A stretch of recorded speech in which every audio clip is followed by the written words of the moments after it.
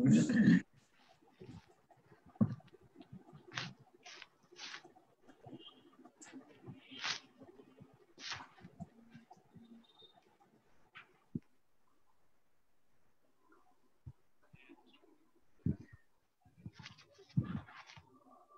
সহযোদ্ধা, কলম সৈনিক, সাংবাদিক ভাইরা, বোনেরা, আপনারা যারা শুনছেন, আসসালামু আলাইকুম। আমি doctor Shahed Imran, foundation for doctor safety rights and রেসপন্সিবিলিটির প্রেস এবং পাবলিকেশন বিভাগের সম্পাদক হিসেবে কাজ করছি। আপনারা সবাই জানি এই করোনা মহামারীর সময়ে আমরা এখন কিরকম আছি এবং একই সাথে সারা বাংলাদেশের বর্তমান পরিস্থিতি আপনারা সবাই পর্যবেক্ষণ করছেন। আপনারা জানেন যে এফডিএসআর শুরু থেকে করোনার পরিস্থিতির যে শুরু হয়েছিল মার্চ থেকে, তার শুরু থেকেই আমরা foundation for doctor safety rights and responsibility আমরা বেশ কিছু রিকমেন্ডেশন এবং একই সাথে আমাদের কিছু পরামর্শ সহ আমরা আমাদের যে গুরুত্বপূর্ণ যে বিষয়গুলো রয়েছে করোনা পরিস্থিতি মোকাবেলার, সেই বিষয়গুলো নিয়ে আমরা আলোচনা করবার চেষ্টা করেছি, আমরা জানাতে চেষ্টা করেছি এবং একই সাথে স্বাস্থ্য খাতের উন্নয়নের জন্য কি কি করতে হবে সেই বিষয়গুলো আমরা জানানোর চেষ্টা করেছি।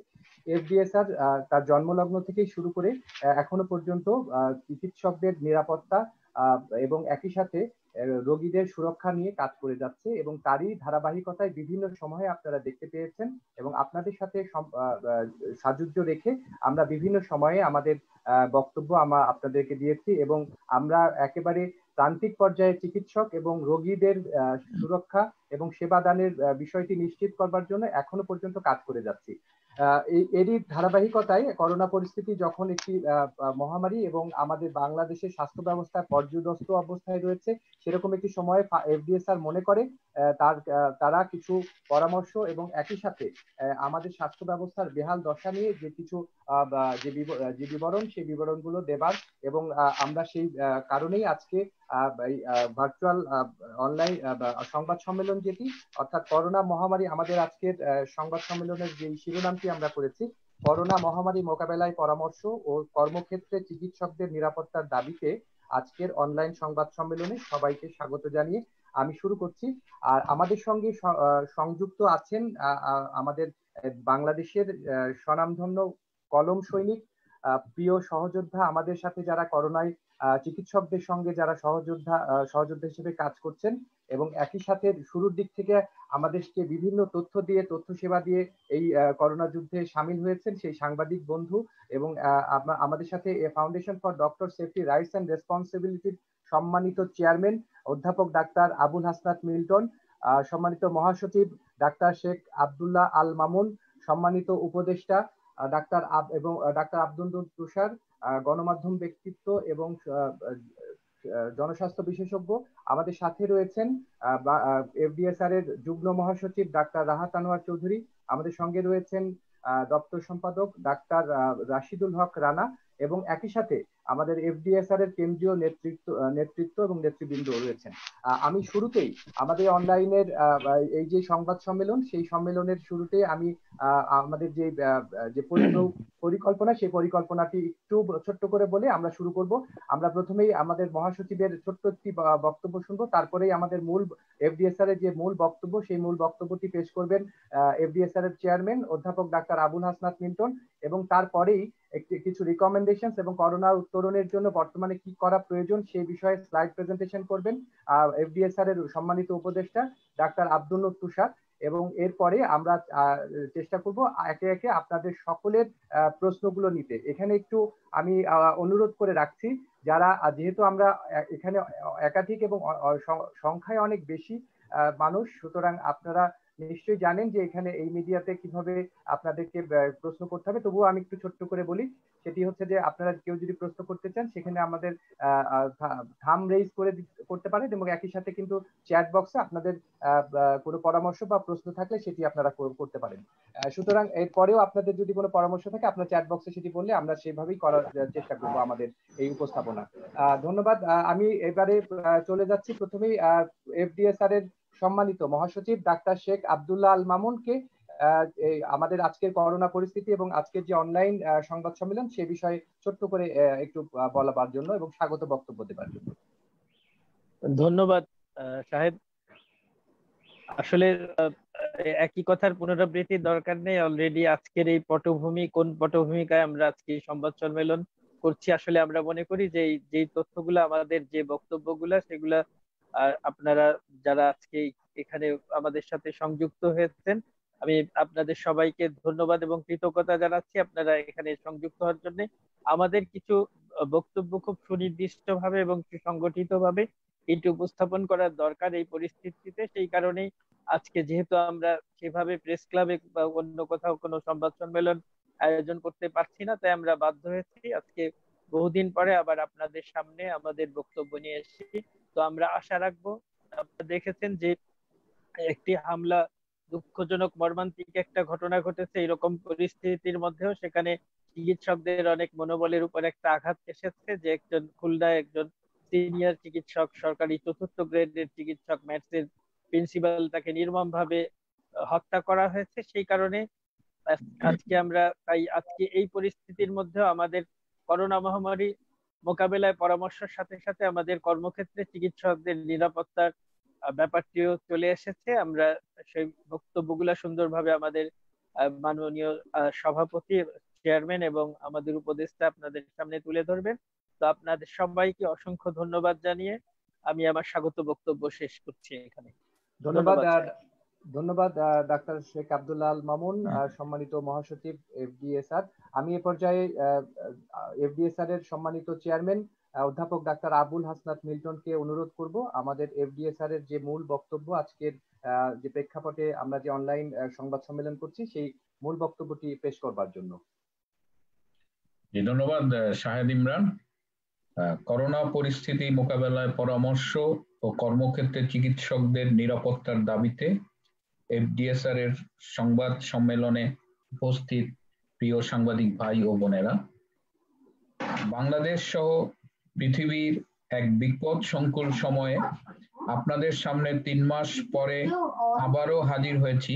তবে মুখোমুখি নয়, অনলাইনের মাধ্যমে আমাদের এবার দেখা হওয়া।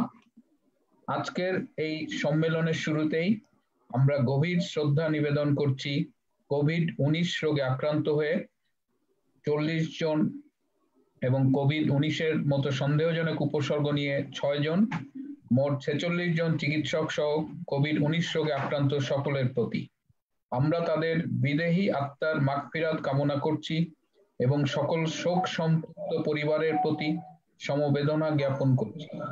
আমরা সশ্রদ্ধ চিত্রে সকল বুদ্ধিজীবী, রাজনীতিবিদ, ব্যবসায়ী, সমাজের অন্যান্য ক্ষেত্রের নেতৃস্থানীয় ব্যক্তিবর্গ সহ সাধারণ জনগণ যারা করোনায় আক্রান্ত হয়ে শহীদ হয়েছেন, তাদের প্রতিও বিনম্র শ্রদ্ধা ও আত্মার শান্তি কামনা করছি। আমরা সারা বাংলাদেশে করোনা রোগের বিরুদ্ধে অন্যান্য সকল সম্মুখ যোদ্ধা, নার্স, টেকনোলজিস্ট সহ সকল স্বাস্থ্যকর্মী, পুলিশ, আনসার, বিডিপি, নিরাপত্তা বাহিনীর সদস্যবৃন্দ, সাংবাদিক, ব্যাংকার সহ যারা শহীদ হয়েছেন, তাদের স্মৃতি ও কর্মের প্রতি শ্রদ্ধা জানাই ও তাদের আত্মার ক্ষমা ও শান্তি কামনা করি। সেই সাথে সকল আক্রান্ত মানুষের আশু রোগ মুক্তি কামনা করি। গত 19 মার্চও আমরা জাতীয় প্রেস ক্লাবে সংবাদ সম্মেলন করে বাংলাদেশে করোনার সম্ভাব্য সংক্রমণের ঝুঁকির বিষয়ে কথা বলেছিলাম। সেই সাথে চিকিৎসকদের নিরাপত্তার স্বার্থে ও রোগীদের সুচিকিৎসার জন্য মানসম্মত ব্যক্তিগত নিরাপত্তা সামগ্রী বা পিপিই প্রদান করবার কথা বলেছিলাম। এরপরেও বিভিন্ন মাধ্যমে আমাদের সংগঠনের সদস্য ও বিভিন্ন দেশে অবস্থানরত জনস্বাস্থ্য ও অন্যান্য বিশেষজ্ঞদের সাথে আলোচনা সাপেক্ষে আমরা নানান পরামর্শ প্রদান করেছি।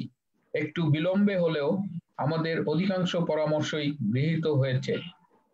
তবে কতিপয় ক্ষেত্রে আমরা অযাচিত কালক্ষেপণ ও জনস্বাস্থ্য বিশেষজ্ঞদের মতামত এড়িয়ে যাবার প্রবণতা লক্ষ্য করেছি, যা করোনা মোকাবেলার কার্যক্রমকে ক্ষতিগ্রস্ত করেছে।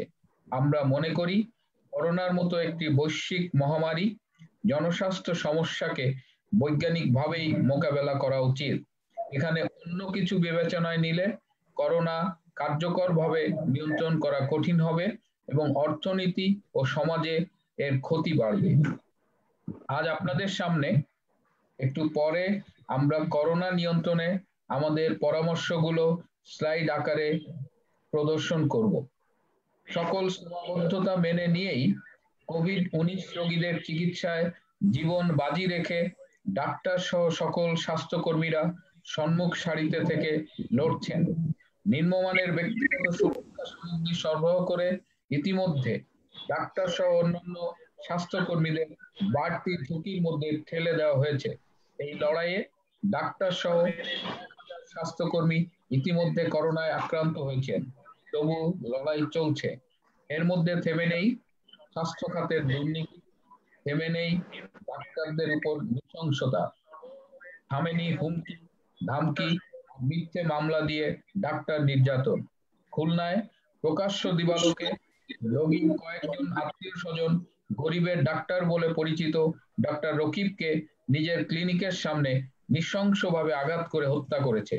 শেষ খবর পাওয়া পর্যন্ত প্রধান আসামি সহ ডাক্তার রকিবের 5 জন খুনিকে পুলিশ গ্রেপ্তার করেছে।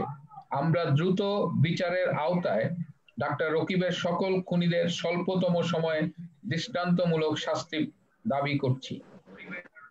বিয়ানীবাজারের চারখাইয়ে রোগীর শ্লীলতা হানির মিথ্যে মামলা সাজিয়ে ডাক্তার জোবায়ের আহমেদকে জেলে পাঠানো হয়েছে।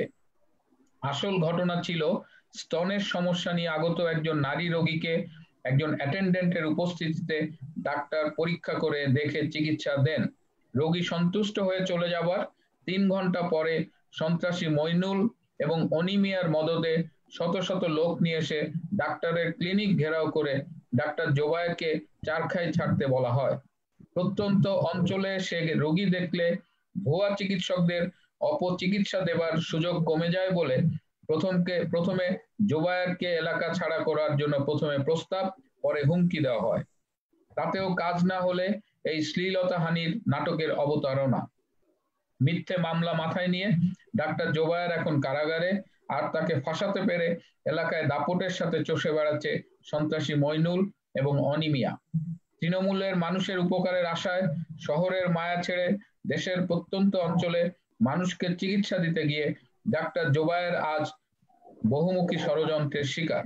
এর আগেও একবার তাকে চিহ্নিত স্থানীয় সন্ত্রাসী মহলটি এলাকা ছাড়তে বাধ্য করেছিল।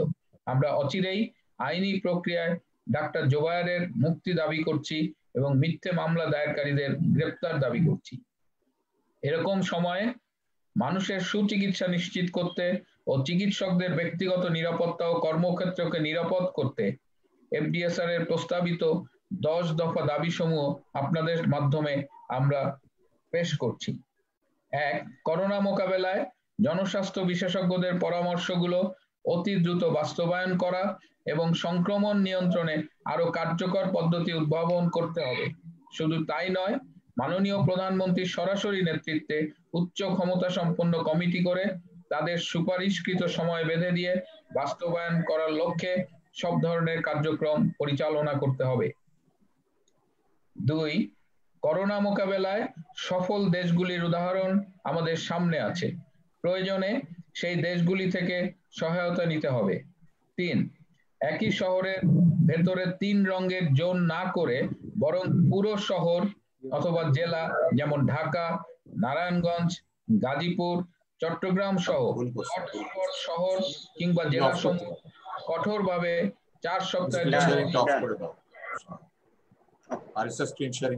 পালন করতে হবে। এ সময়ে স্থানীয় জনপ্রতিনিধি, স্বেচ্ছাসেবক বৃন্দ, প্রশাসন ও আইন শৃঙ্খলা বাহিনীর সক্রিয় ভূমিকা নিশ্চিত করতে হবে। দরিদ্র এবং চিকিৎসা সেবা প্রত্যাশী না পায় সেটা নিশ্চিত করতে হবে। যতটা সম্ভব টেস্ট করতে হবে। 4 সপ্তাহের শেষ দিকে পরিস্থিতি বিশ্লেষণ করে লকডাউনের পরবর্তী সম্প্রসারণের ব্যাপারে সিদ্ধান্ত নিতে হবে। কোভিড-19 রোগে নাম্বার 4, কোভিড-19 রোগে আক্রান্ত হয়ে যেসব ডাক্তাররা ইতিমধ্যে মৃত্যুবরণ করেছেন তাদের জন্য ঘোষণাকৃত প্রণোদনার অর্থ দ্রুত প্রদান করবার জন্য সরকারকে অনুরোধ করছি। কোভিড-19 এ মৃত্যুবরণকারী বেসরকারি ডাক্তারদের জন্য প্রণোদনা প্রদানের দাবি জানাচ্ছি। পরিবারের প্রধান উপার্জনকারীকে হারিয়ে ইতিমধ্যেই বেশ কিছু পরিবার অর্থনৈতিকভাবে কষ্টে দিন কাটাচ্ছে। 5, কর্মক্ষেত্রে চিকিৎসক সহ সকল স্বাস্থ্যকর্মীদের নিরাপত্তা নিশ্চিত করবার লক্ষ্যে চিকিৎসক সহ সকল স্বাস্থ্যকর্মী সুরক্ষা আইন প্রণয়ন করুন। এই আইনে সকলের মতামত নিন এবং পৃথক আইন করুন। এর সাথে কোনো ক্লিনিক, প্যাথোলজি, ল্যাব বা ব্যবসা পরিচালনাকে সংযুক্ত না করে কেবল স্বাস্থ্যকর্মীদের নিরাপত্তা বিধান করুন। সেই সাথে আমাদের দীর্ঘদিনের প্রত্যাশিত হেলথ পুলিশ গঠন এখন সময়ের দাবি। নাম্বার 6, কর্মক্ষেত্রে চিকিৎসকদের ব্যক্তিগত সুরক্ষা নিশ্চিত করতে মানসম্মত ব্যক্তিগত নিরাপত্তা সামগ্রী বা পিপিই প্রদান করতে হবে। পিপিই ন্যায্য মূল্য নিশ্চিত করে তা সহজলভ্য করতে হবে ও মুনাফা লোভীদের অসাধু ব্যবসার দ্বারা বিরুদ্ধে ব্যবসা নিতে হবে। 7, কোভিড-19 রোগে আক্রান্ত চিকিৎসকদের চিকিৎসার লক্ষ্যে আলাদা কোভিড ডেডিকেটেড হাসপাতাল চাই। 8, সকল চিকিৎসকের ন্যায্য বেতন ভাতা নিশ্চিত করতে হবে। বেসরকারি প্রতিষ্ঠানে ও বেসরকারি মেডিকেল কলেজে বেতন ও বোনাস কর্তন অন্যায় ছাঁটাই বন্ধ করতে হবে। কম বেতন দিয়ে অতিরিক্ত শ্রম ঘন্টা কাজ করানো বন্ধ করতে হবে।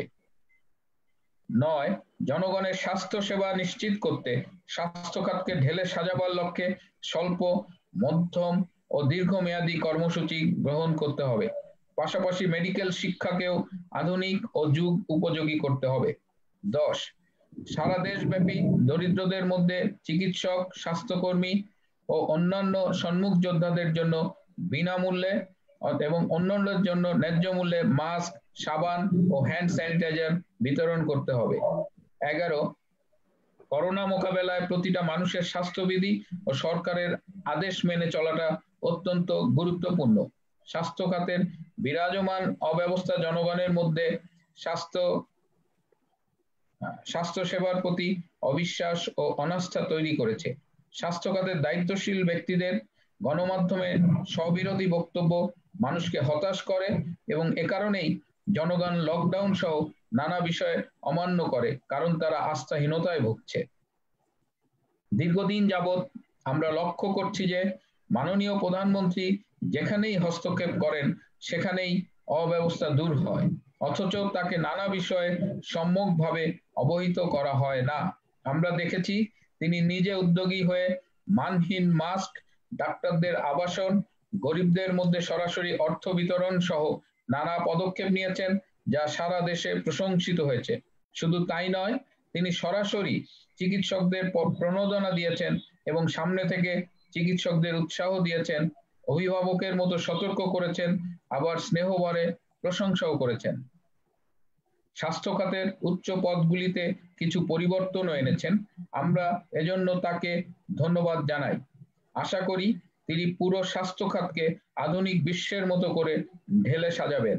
এই কাজে তাকে বাংলাদেশের স্বাস্থ্য সেবা খাতে জড়িত সকলে আন্তরিকভাবে সহযোগিতা করতে প্রস্তুত। এফডিএসআর ও তার সাথে সম্পৃক্ত 46,000 চিকিৎসক বিশ্বাস করে তিনি বাংলাদেশকে 21 শতকের স্বাস্থ্য ব্যবস্থা গড়ে দিতে সক্ষম। এই কাজে বাংলাদেশের চিকিৎসকরা তার নেতৃত্বে কাজ করতে প্রস্তুত। প্রয়োজনে এফডিএসআর এর পক্ষ থেকে আমরা মাননীয় প্রধানমন্ত্রীকে এ ব্যাপারে সহায়তা দিতেও প্রস্তুত। গণমাধ্যমের সাংবাদিক বৃন্দ আমাদের যৌক্তিক বক্তব্য সবসময় তাদের লেখনীতে ও ক্যামেরায় উপস্থাপন করেছেন। আমরা এজন্য আপনাদের আন্তরিক ধন্যবাদ ও কৃতজ্ঞতা জানাই।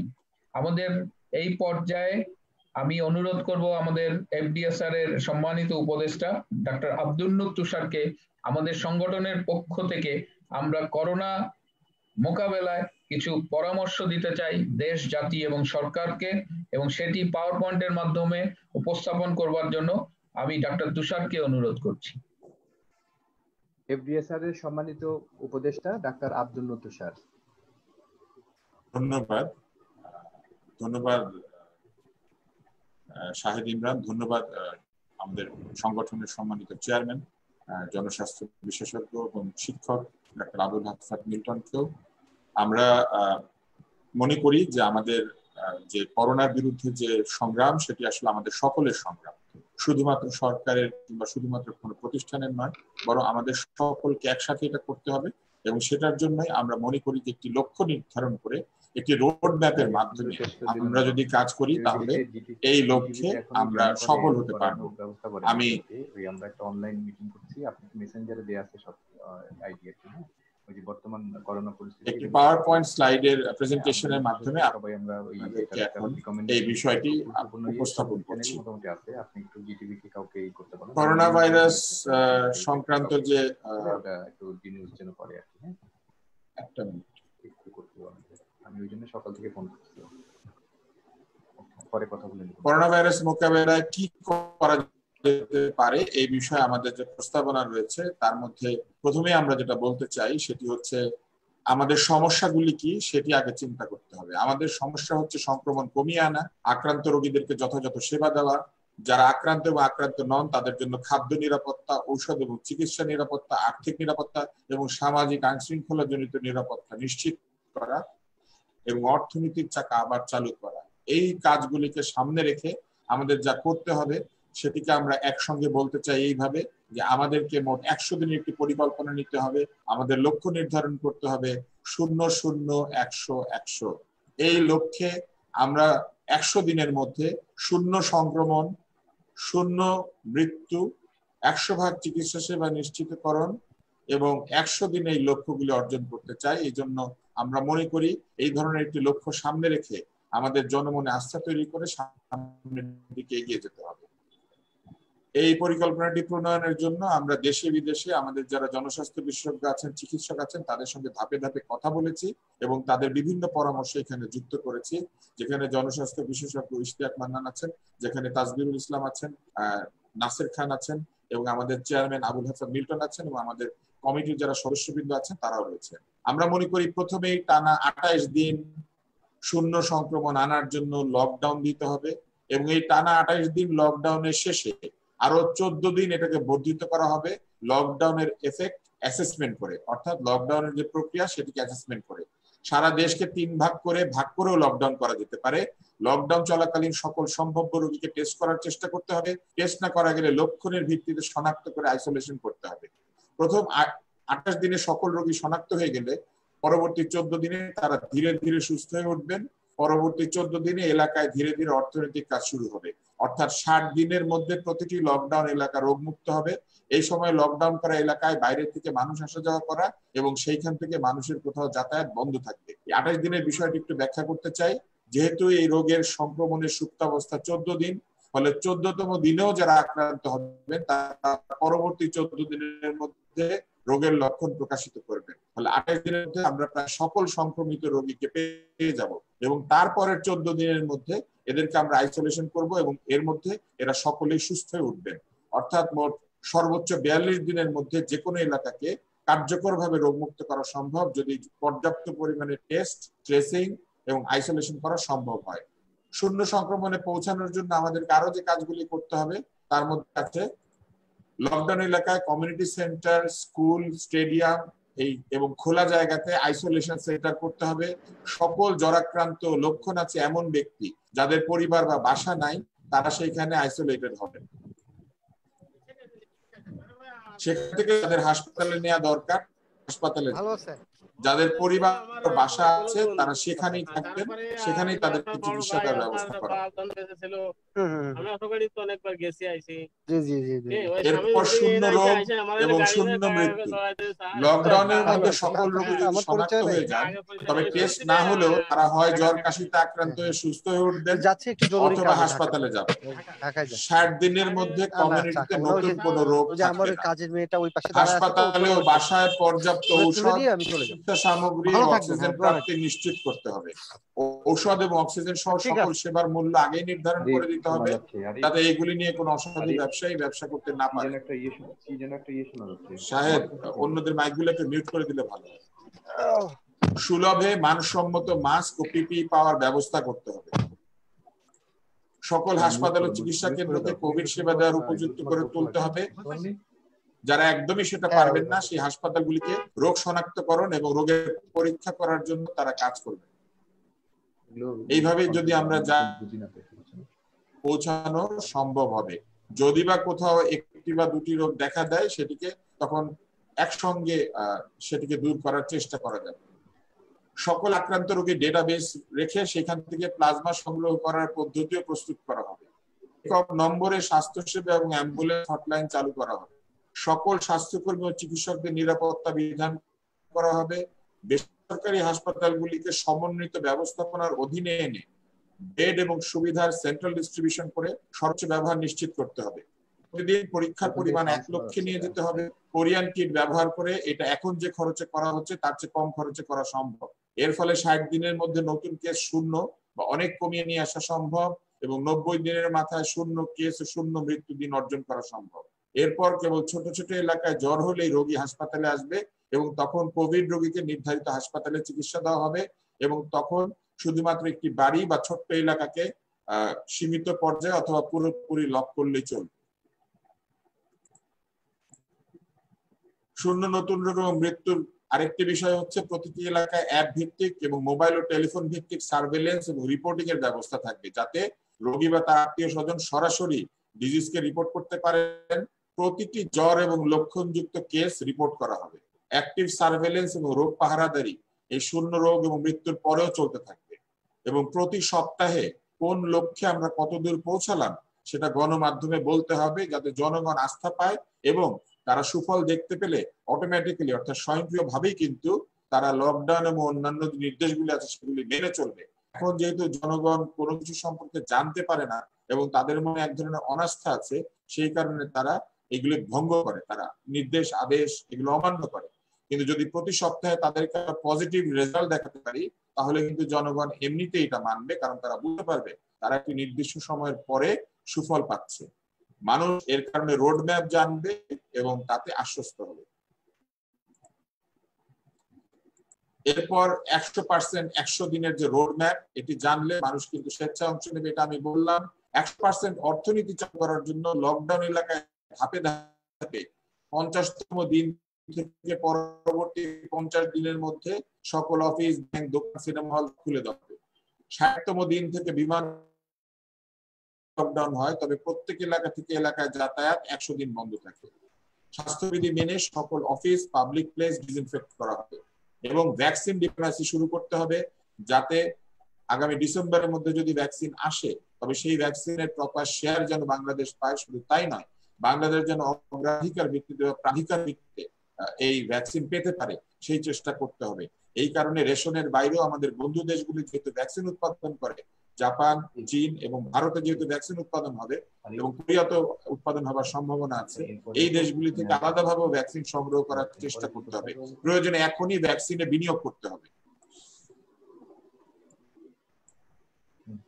স্বাস্থ্যবিধি মেনে সকল অফিস তার পরবর্তী কাজ শুরু করবে। সব জায়গায় স্যানিটাইজার, সাবান, হাত ধোয়ার সরঞ্জাম, আইসোলেশন রুমের ব্যবস্থা করা হবে।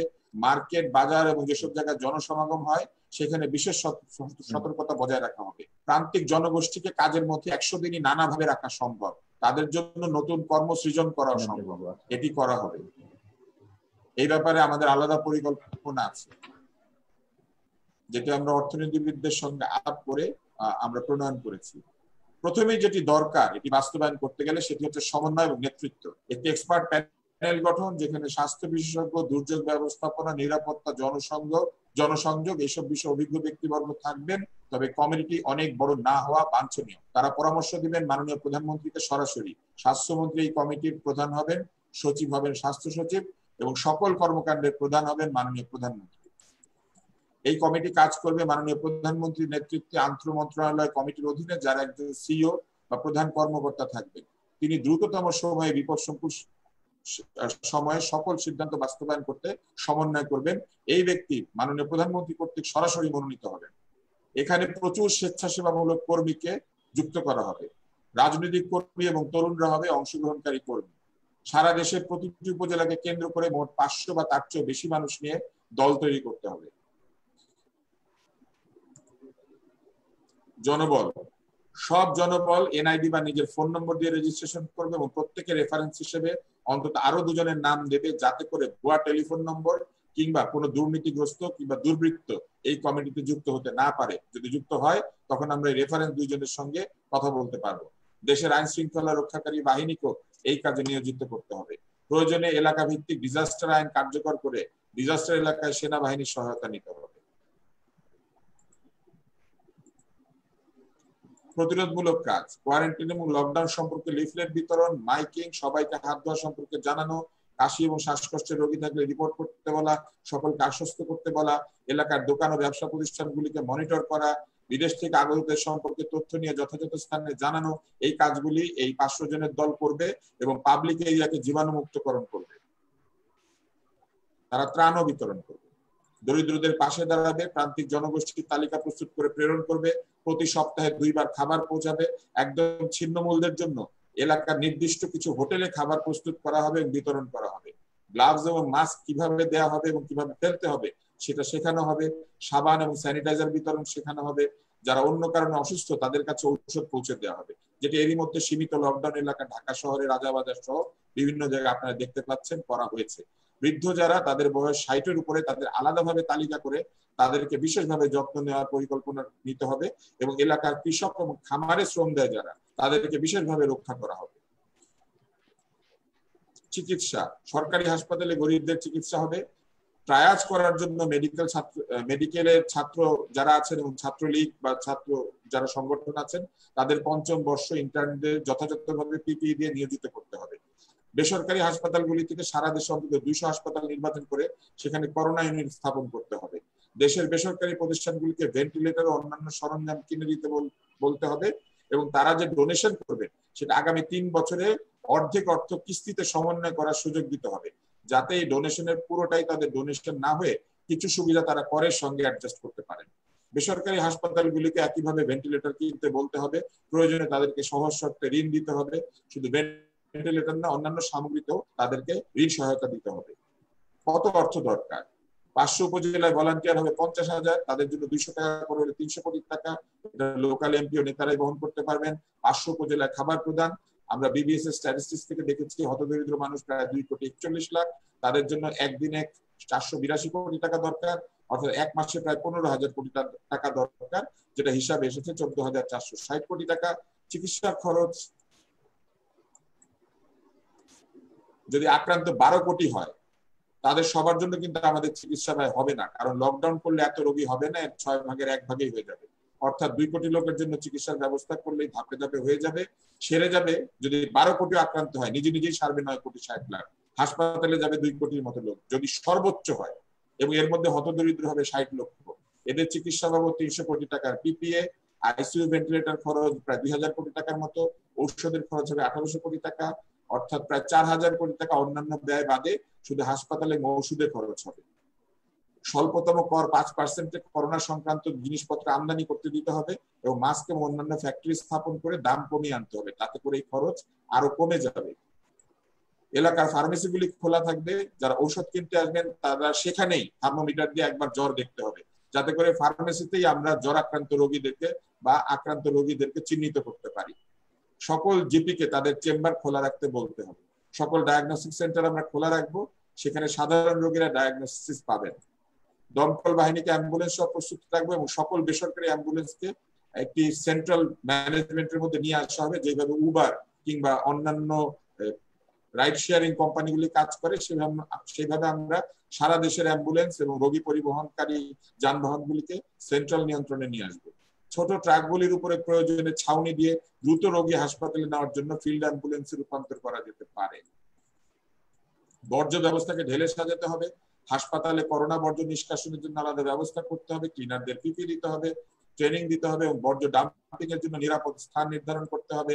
করোনা আক্রান্ত বাসাগুলি থেকে বর্জ্য নিষ্কাশনের জন্য আলাদা ব্যবস্থা নিতে হবে। জনসংযোগ, দ্রুত স্বাস্থ্যবিধি সংক্রান্ত লিফলেট করতে হবে, টেলিভিশনগুলিতে টিকার চালাতে হবে, যেটা এরই মধ্যে হচ্ছে। দেশের বিভিন্ন স্থানে ভিডিও ডিসপ্লেগুলিতে প্রচারণা চালাতে হবে, মাইকিং করতে হবে।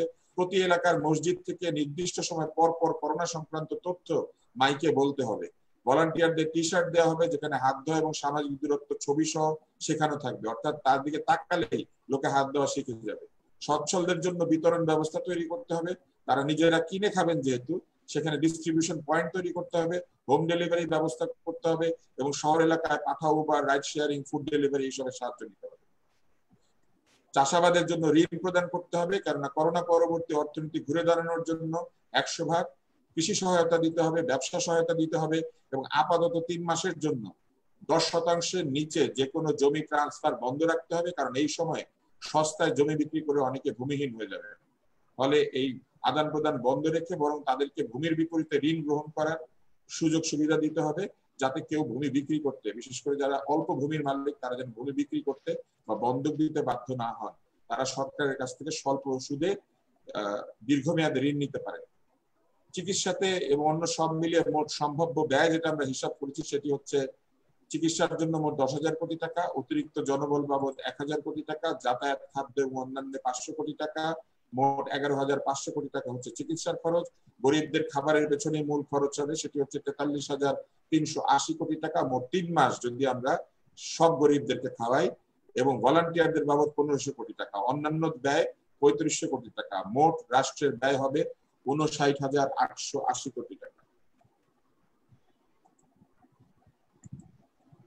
গড় প্রাক্কলিত জনপ্রতি ব্যয় হবে 3,742 টাকা 50 পয়সা। এই টাকাটা ধনী ব্যক্তিরা নিজের পকেট থেকে দিয়ে দিতে পারবেন, অর্থাৎ তারা করোনা ফান্ডে 4,000 টাকা দান করতে পারবেন সকল ট্যাক্স পেয়ার, এবং যারা ট্যাক্স দেন না, ধনী ব্যক্তি যাদের আয় আছে, তারা করোনা ফান্ডে 4,000 টাকা দান করতে পারবেন।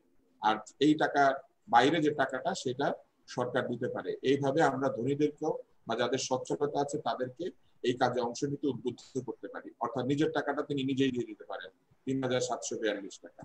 শক্ত এবং সঠিক পদক্ষেপ নিলে 0-0-100-100 এই লক্ষ্য অগ্রসর হওয়া এবং 100 দিনের মধ্যে এটা অর্জন করা সম্ভব। এক নজরে আমাদের পুরো প্রস্তাবটাকে গ্রাফিক্যালি দেখেন। Lockdown, tracing, testing, treatment, surveillance এবং রিস্টার্ট। রিস্টার্ট বলতে আমরা বুঝিয়েছি restart of regular life and economy. Lockdown, tracing, testing, treatment, আবার সার্ভেলেন্সের জন্য টেস্টিং ট্রেসিং অব্যাহত রাখা, এবং রিস্টার্ট অফ ইকোনমি, আমাদের ইকোনমিক সাইকেলে প্রবেশ করা, এবং যেখানে যেখানে ইন্টারভেনশন দরকার সেখানে ইন্টারভেনশন দেওয়া। এটাই ছিল আমাদের প্রস্তাবনা। আপনাদের সকলকে অনেক অনেক ধন্যবাদ। অসংখ্য ধন্যবাদ প্রিয় সাংবাদিক ভাই ও বোনেরা। আপনারা নিশ্চয়ই শুনতে পেলেন foundation for doctor safety rights and রেসপন্সিবিলিটির করোনা ভাইরাস মোকাবেলায় করণীয় এবং রিকমেন্ডেশনস গুলো। আপনারা নিশ্চয়ই এতক্ষণ ধৈর্য ধরে সেই বিষয়গুলো শুনেছেন। এখন আপনারা যারা প্রশ্ন করতে চান আপনারা একে একে আমাদের থাম্ব রেজ করতে পারেন, অথবা আপনারা সরাসরি চ্যাট বক্সে লিখেও দিতে পারেন। আপনাদের কোনো প্রশ্ন থাকলে সেটি আমাদের সম্মানিত এক্সপার্ট প্যানেল, চেয়ারম্যান, মহাসচিব এবং উপদেষ্টা এই প্রশ্নগুলোর উত্তর দেবেন, এবং আমাদের অন্য কমিটি মেম্বাররাও আছে, তারা উত্তর দিতে পারবে। আমাদের মানসিক বিশেষজ্ঞ আছেন, জি আমাদের যুগ্ম মহাসচিব আছেন। জি আমাদের এখানে foundation for doctor safety rights and responsibility সম্মানিত সভাপতি, মহাসচিব, উপদেষ্টা সহ যুগ্ম মহাসচিব এবং আমাদের মধ্যে একজন মানসিক রোগ বিদ্যা বিভাগের সহকারী অধ্যাপক ডাক্তার রাশিদুল হাসান রানা, উনিও আছেন আমাদের, এবং আমাদের দপ্তর সম্পাদক, এবং একই সাথে আমাদের এখানে যুক্ত রয়েছেন আমাদের foundation for doctor safety rights and রেসপন্সিবিলিটির সকল কেন্দ্রীয় নেতৃবৃন্দ। তারা যে কেউ আপনার প্রশ্নের উত্তর দিতে পারেন। আপনাদের প্রশ্নগুলো আমরা আশা করছি।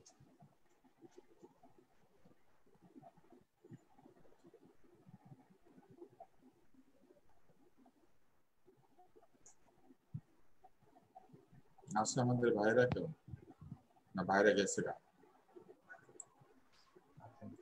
আছে ভাই।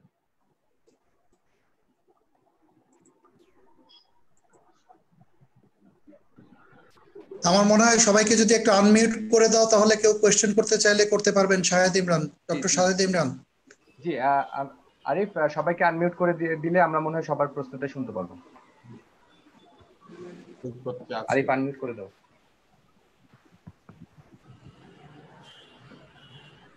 জি আপনারা প্রশ্ন করতে পারেন, একটু আনমিউট করে নেন। কাজী রফিক, আপনি মনে হয় প্রশ্ন করতে চাচ্ছেন, ঢাকা টাইমস। জি আমি আসলে প্রশ্ন করতে চাচ্ছিলাম। আমি কাজী রফিক, ঢাকা টাইমসে কাজ করি, স্টাফ রিপোর্টার হিসেবে আছি। তো আমার প্রশ্ন ছিল যে প্রথমে যেটা বলা হচ্ছিল যে লকডাউনের যে ব্যাপারটা, মানে ঢাকা শহরকে বলা হয়েছে যে লাল, সবুজ এবং হলুদ 3 রঙে বিভক্ত করে তারপর লকডাউন কার্যক্রমটা করা হবে। তো আপনারা বলছেন যে আসলে এই কালার ভিত্তিক লকডাউন না, তো আপনারা আসলে ভিন্ন মতামতটা কি? আসলে আপনারা কিভাবে যাচ্ছেন লকডাউন কার্যক্রমটা? আমরা কালার নিয়ে আমাদের কোনো সমস্যা নেই। আমরা চাচ্ছি যে কালারের জায়গাটা একটু বাড়াতে হবে। যেমন এই ছোট্ট ওয়ার্ড বা আরো ছোট, যেমন রাজাবাজারের মতো একটা ছোট্ট এলাকা সাদা হয়ে লাল হলো, তার পাশে একটা সবুজ, তার পাশে একটা হলুদ, এরকম একটা শহরের মধ্যে একাধিক জোন করলে সেটা বাস্তবায়নটা অনেক বেশি চ্যালেঞ্জিং এবং ঝুঁকিপূর্ণ হয়। এই জন্য আমরা বলেছি যে কালার জোন যদি করেন সেটা আপনি শহরে, যেমন পুরো ঢাকা শহরটা আপনি রেড জোন করে আপনি ঢাকা শহরটা লকডাউন করেন। যেসব শহরে হটস্পট, নারায়ণগঞ্জ, গাজীপুর, চট্টগ্রাম, এরকম এই শহরের ভেতরে কালার জোন না করে পুরো শহরটাকে একটা রং করেন। বিশেষ করে যে শহরগুলো মূলত আক্রান্ত, আমরা সেই শহরগুলোতেই এই রঙের বিষয়টা আমরা একটু সম্প্রসারণ করতে বলছি। তো আমরা এদিক দিয়ে একটু আলাদা আমাদের প্রস্তাবনাটা। ধন্যবাদ। Thank you. আমি এটা আসলে আমার একটা প্রশ্ন ছিল উপদেষ্টা স্যারের কাছে। লকডাউনের যেটা হয়, লকডাউনে বড় থেকে ছোটর দিকে যেতে হয়, ছোটর থেকে আপনি বড়র দিকে আসতে পারবেন না। কারণ ছোট ছোট এলাকায় আপনি যে লকডাউন করছেন, দেখা যাবে যে মুহূর্তে আপনি ওই এলাকাটাকে ধরেন লাল থেকে আপনি সবুজ বানিয়ে ফেললেন, এই সবুজ লোকগুলা গিয়ে হলুদে ঢুকবে, ঢুকে আবার কিছুদিন পরে হলুদ হয়ে আবার ফেরত আসবে। এই জন্য এই সবুজ হলুদ আলাদেরকে একসাথে লাল বানিয়ে একসাথে তাদেরকে লক করে একসাথে তাদেরকে মুক্ত করা দরকার। না হলে এই এক একজন এক এক সময় মুক্ত হবে এবং তারা এক এক জায়গায় যাতায়াত করে আবার আগের জায়গায় ফেরত চলে যাবে। এই হচ্ছে বিষয়। আমার কাছে কি যেন প্রশ্ন ছিল। আমি প্রশ্ন করছিলাম আমাদের সম্মানিত উপদেষ্টার কাছে, প্রশ্নটা খুবই গুরুত্বপূর্ণ আমার কাছে মনে হয়। যে আমরা এখনো টেস্ট যে টেস্টগুলো করছি বাংলাদেশে, এখন যে টেস্ট হচ্ছে, টেস্টের সংখ্যা বাড়ছে, কিন্তু টেস্টটা এখন আমরা পর্যাপ্ত যে পরিমাণে টেস্ট করা উচিত সেই পর্যায়ে যেতে পারি নাই। আমরা বাংলাদেশে যদি শুধু ঢাকা শহরটা চিন্তা করি, এখানে 1 কোটি মানুষ বসবাস করে, তো এইখানে আমরা প্রতিদিন যে টেস্টটা করছি, আমরা এখন মনে করছি যে 7 থেকে 8 লক্ষ রোগী এখানে আছে, পজিটিভ কেস আছে। তা আমাদের র্যাপিড অ্যান্টিজেন বা অ্যান্টিবডি র্যাপিড টেস্টটা, এই টেস্টটা অনেক দেশেই তারা কার্যকরভাবে তারা এটাকে বাস্তবায়ন করছে বা এটা টেস্টটা করছে, যুক্তরাষ্ট্রে করছে, বিভিন্ন দেশে এই টেস্টের আন্ডারে নিয়ে আসছে। আমার প্রশ্নটা হলো যে আমরা যাই হোক গণস্বাস্থ্যের টেস্টটা আমাদের বঙ্গবন্ধু বিশ্ববিদ্যালয় থেকে না করবে, তারা বলেছে যে এটা সিগনিফিকেন্টলি প্রুফ হচ্ছে না। কিন্তু আমার প্রশ্ন হলো অন্যান্য দেশ যে টেস্টগুলো দিয়ে, র্যাপিড টেস্টগুলো দিয়ে শনাক্তকরণ করছে, আমাদের দেশে এরকম র্যাপিড টেস্টে কেন সরকার ব্যবস্থা করছে না? আমাদের দেশের সরকারের উচিত নয় কি যে পিসিআর এর পাশাপাশি অন্যান্য অ্যান্টিজেন অ্যান্টিবডি যে র্যাপিড টেস্টগুলো, যেগুলো সেন্সিটিভিটি বা স্পেসিফিটি একটু বেশি ভালো, এবং সেগুলোকে কার্যকরভাবে ইমপ্লিমেন্ট করে দেশে শনাক্ত রোগীর সংখ্যা বাড়ানো এবং তাদেরকে লকডাউন আইসোলেশনের আন্ডারে নিয়ে আসা, এই জায়গাটা আপনার একটা আমরা মতামত চাচ্ছি। টেস্ট সংক্রান্ত যে ভুল বোঝাবুঝিটা, সেটা হচ্ছে যে কনফার্মেটরি টেস্ট কিন্তু একটাই, সেটা হচ্ছে পিসিআর টেস্ট। এর বাইরে যে টেস্টগুলি আছে সেগুলি কনফার্মেটরি টেস্ট না, সেগুলো সবই হচ্ছে স্ক্রিনিং টেস্ট, সার্ভেলেন্সের জন্য টেস্ট। এবং সেইখানে এই টেস্টগুলি হচ্ছে অ্যান্টিবডি টেস্ট, অর্থাৎ আক্রান্ত হওয়ার 7 দিন বা তারপরে এই টেস্টগুলি কাজ করে, এর আগে কাজ করে না। ফলে আমরা যদি অ্যান্টিজেন টেস্ট করতে পারতাম, র্যাপিড অ্যান্টিজেন টেস্ট, তাহলে এটা ভালো হতো। বিভিন্ন দেশে অ্যান্টিজেন কিট ডেভেলপ করার তারা উন্নতি করেছে। সম্ভব হলে সেই অ্যান্টিজেন কিট এনে র্যাপিড অ্যান্টিজেন টেস্টিং এ যেতে পারলে ভালো।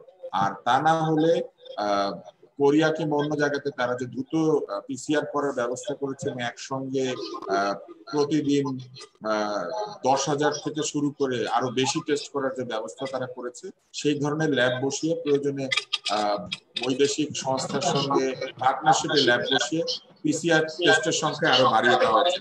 গণস্বাস্থ্যের যে কিটটা আছে সেটা অ্যান্টিবডি টেস্ট হিসেবে সেটা কিন্তু 70% সাকসেসফুল, এরকম একটা রিপোর্ট ডিএসএমও দিয়েছে। কিন্তু অ্যান্টিজেন টেস্ট হিসেবে সেটা কিন্তু বেশি সাকসেসফুল না। ফলে রোগীর শরীরে যখন অ্যাক্টিভ ভাইরাস থাকে তখন সেটা তারা বলেছে যে 11% থেকে 30% পর্যন্ত কাজ করে, এবং সেটা প্রথম সপ্তাহের পরে কাজ করে, অর্থাৎ অ্যান্টিজেন সে শুরুতেই ধরতে পারে না। এটা তাদের রিপোর্টে এসেছে। আশা করছি তারা তাদের কিটের উন্নতি করতে পারবে। তবে আমাদের ধারণা হচ্ছে যে পিসিআর টেস্টের পরিমাণে আরো বাড়ানো সম্ভব যদি আমরা কোনো জায়গা থেকে সস্তায় কিট পাওয়া যায় সেটা আনার ব্যবস্থা করি। আপনাদেরকে এমনি আনঅফিশিয়ালি জানাতে চাই যে আমরা যে কিট এখন ব্যবহার করি সেই কিটের প্রায় অর্ধেকেরও কম দামে সাকসেসফুল কিট পাওয়া যায়, কিন্তু সেই কিট আমদানি করে আমাদের এই টেস্টের কোনো ব্যবস্থা এখনো করা হয় না।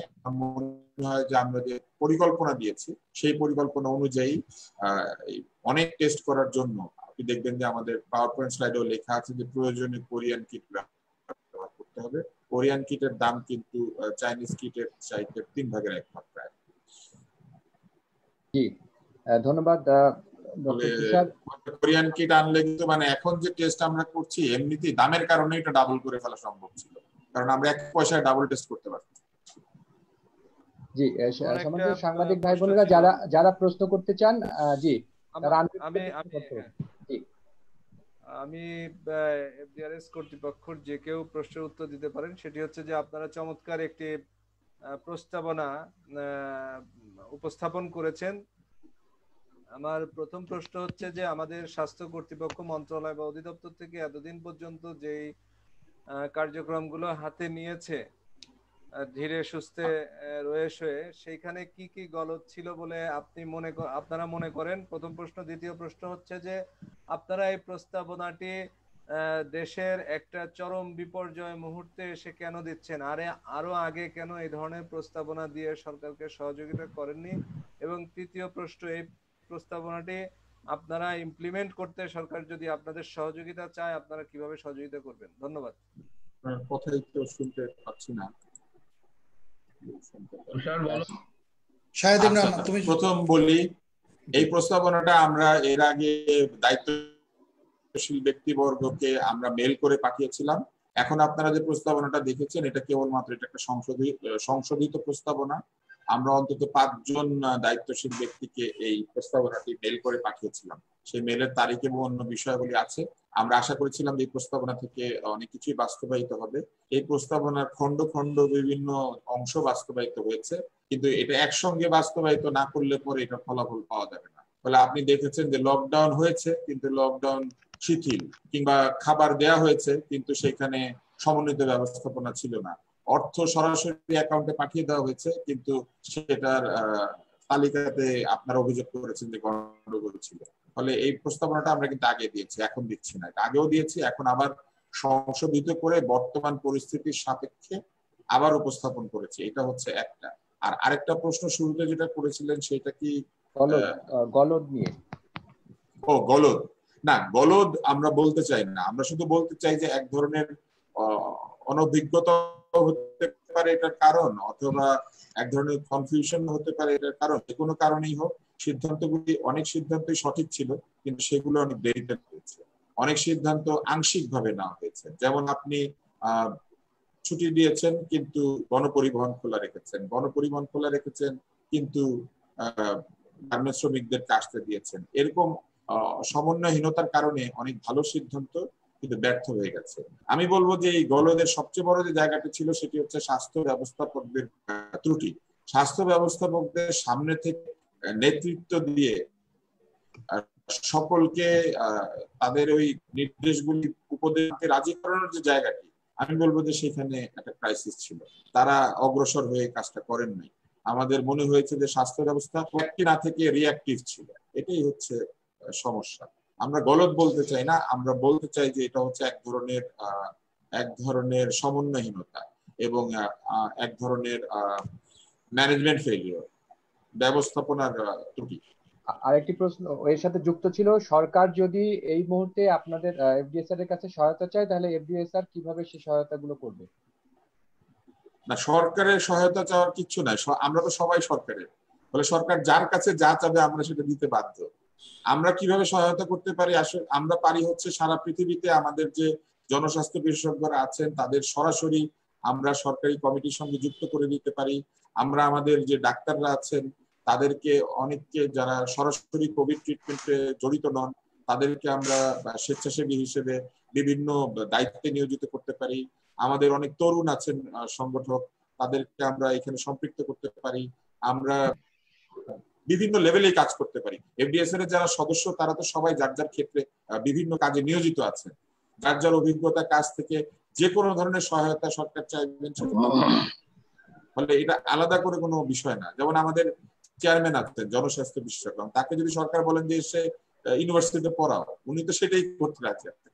যেখানে দরকার সেখানেই আমরা সাহায্য করতে রাজি আছি। আমরা ধনী না খালি আর কি, আমাদের অনেক পয়সা করে চাকরি দেওয়ার ক্ষমতা নাই, বাকি সব আছে। আমি একটু অ্যাড করতে চাই শেষ প্রশ্নে যে মানে এক কথায় উত্তর হলো এফডিএস এর সরকারকে সর্ব রকমের সহযোগিতা করতে প্রস্তুত। আমাদের দেশে যেসব ক্ষেত্রে আমাদের সামর্থ্য আছে, আমাদের অভিজ্ঞতা আছে, আমাদের বিশেষজ্ঞ প্যানেল আছে, আমরা অবশ্যই সরকারকে সব ধরনের সহায়তা করতে প্রস্তুত।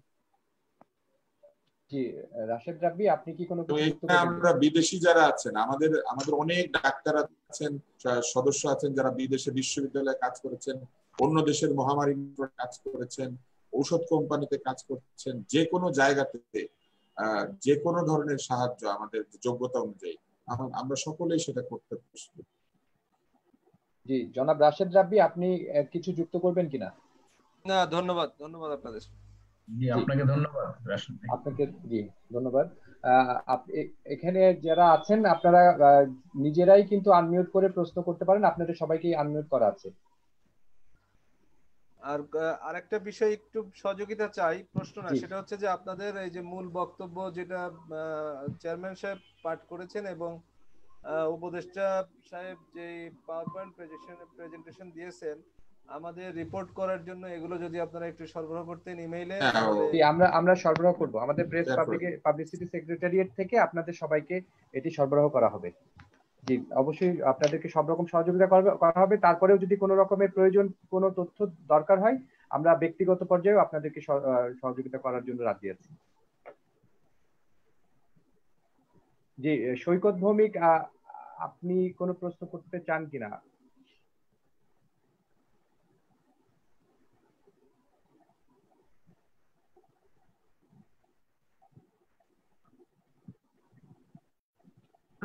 আমি একটু বলতে চাচ্ছিলাম যে আমাদের বাংলাদেশের সরকার এখন যে পর্যায়ে আমাদের যে কোভিড-19 যে নিয়ন্ত্রণের একটা মনে হচ্ছে যে হতাশার মধ্যে আছি, দিন দিন আমাদের আক্রান্ত রোগীর সংখ্যা বাড়ছে, কিন্তু আমরা উন্নত দেশের উদাহরণ দিয়ে নিজেদের মধ্যে একটা আত্মতৃপ্তির একটা জায়গা খোঁজার চেষ্টা করছি। কিন্তু আমরা আবার বলছি যে কিছু দেশ আছে তারা কিন্তু সফলতার সাথে তাদের দেশে করোনা পরিস্থিতি মোকাবেলা করেছে। নিউজিল্যান্ডের কথা ধরতে পারেন, সিন্ডা আর্ডন, সে তার দেশে খুব সুন্দরভাবে লকডাউন এবং এই আইসোলেশন ডিস্টেন্সিং এর মাধ্যমে তাদের দেশে করোনা পরিস্থিতি সে করোনা মুক্ত হিসেবে ডিক্লেয়ার করেছে। এরকম অনেক দেশই আছে যারা করোনা মোকাবেলা করতেছে, কোনো দিক নির্দেশনা আমরা দেখতে পাচ্ছিলাম না। আমাদের এফডিএসআর এর পক্ষ থেকে মাননীয় উপদেষ্টা এবং চেয়ারম্যান আপনাদেরকে একটা সুন্দর দিক নির্দেশনা দিয়েছে, সেই জায়গাটায় আপনাদের কোনো প্রশ্ন থাকলে আপনারা করতে পারেন। নোমান চৌধুরী, আপনি হ্যান্ড রেজ করেছেন, আপনার কোনো প্রশ্ন রয়েছে কিনা? শুনতে পাচ্ছেন? অধ্যাপক নোমান চৌধুরী, জি আমরা শুনতে পাচ্ছি। না, এখানে যে একজন সাংবাদিক সাহেব বললেন যে এফডিএসআর সাহায্য করতে পারে কিনা বা কিভাবে সাহায্য করতে পারে, আমার একটা কাউন্টার কোশ্চেন ওনাদের কাছে যে এফডিএস এর সাহায্য সরকার আদৌ চায় কিনা।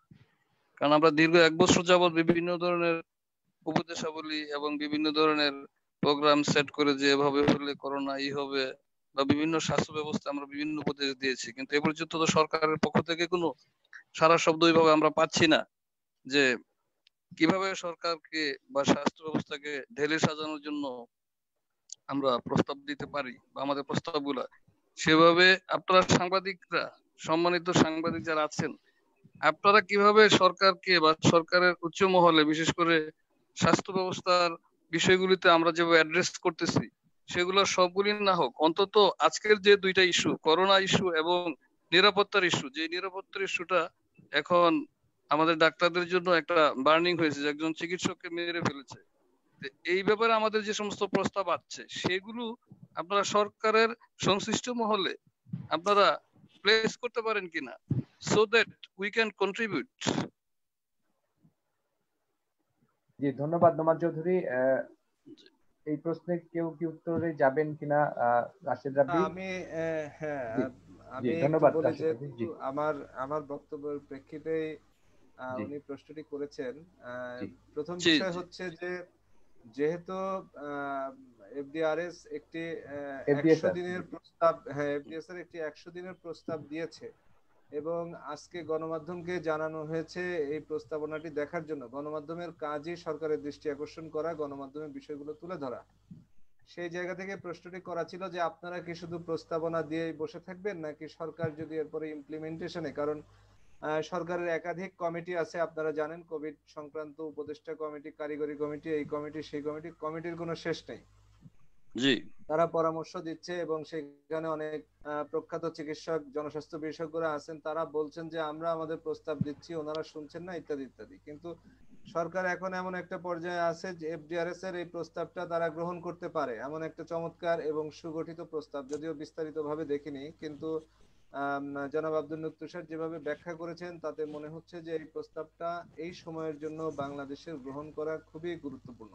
সেই জায়গা থেকে যেহেতু আপনারা প্রস্তাব দিয়েছেন, এটি কিভাবে বাস্তবায়ন করতে হবে সেই বিষয়টিও আপনাদেরই ভালো জানার কথা। সেই ক্ষেত্রে সরকার সাহায্য চাইতে পারে বা আপনাদের ডাকতে পারে, সেই জন্য এই প্রশ্নটি করা প্রথম বিষয়। দ্বিতীয় বিষয়, আপনি যেটি বলেছেন যে চিকিৎসক রোগীদের বা রোগীর স্বজনদের দ্বারা নির্যাতিত হয়ে মারা গেলেন, এই বিষয়টি কিন্তু গণমাধ্যমের মাধ্যমেই সরকার জানতে পেরেছে এবং তারপরে, যদিও বিষয়টি আমি একজন সংবাদকর্মী হিসেবে বলা উচিত না, তারপরে আমার কাছে হাস্যকর মনে হয়েছে যে সরকারের দৃষ্টি আকর্ষণ হওয়ার পরে গণমাধ্যমের নিউজের প্রেক্ষিতে স্বাস্থ্য অধিদপ্তর থেকে একটি শোক বার্তাও দেওয়া হয়েছে এবং স্বাস্থ্য অধিদপ্তর নিজেই এই হত্যাকাণ্ডের বিচার চেয়েছে। এবং কার কাছে বিচার চেয়েছে আমি জানি না, কারণ স্বাস্থ্য অধিদপ্তরকে আমি অথরিটি মনে করতাম এতদিন, তারা হয়তো অন্য কোনো অথরিটির কাছে বিচার চেয়েছে, কিন্তু গণমাধ্যমের যে ভূমিকা সেটি কিন্তু তারা পালন করেছে এবং করছে। ধন্যবাদ।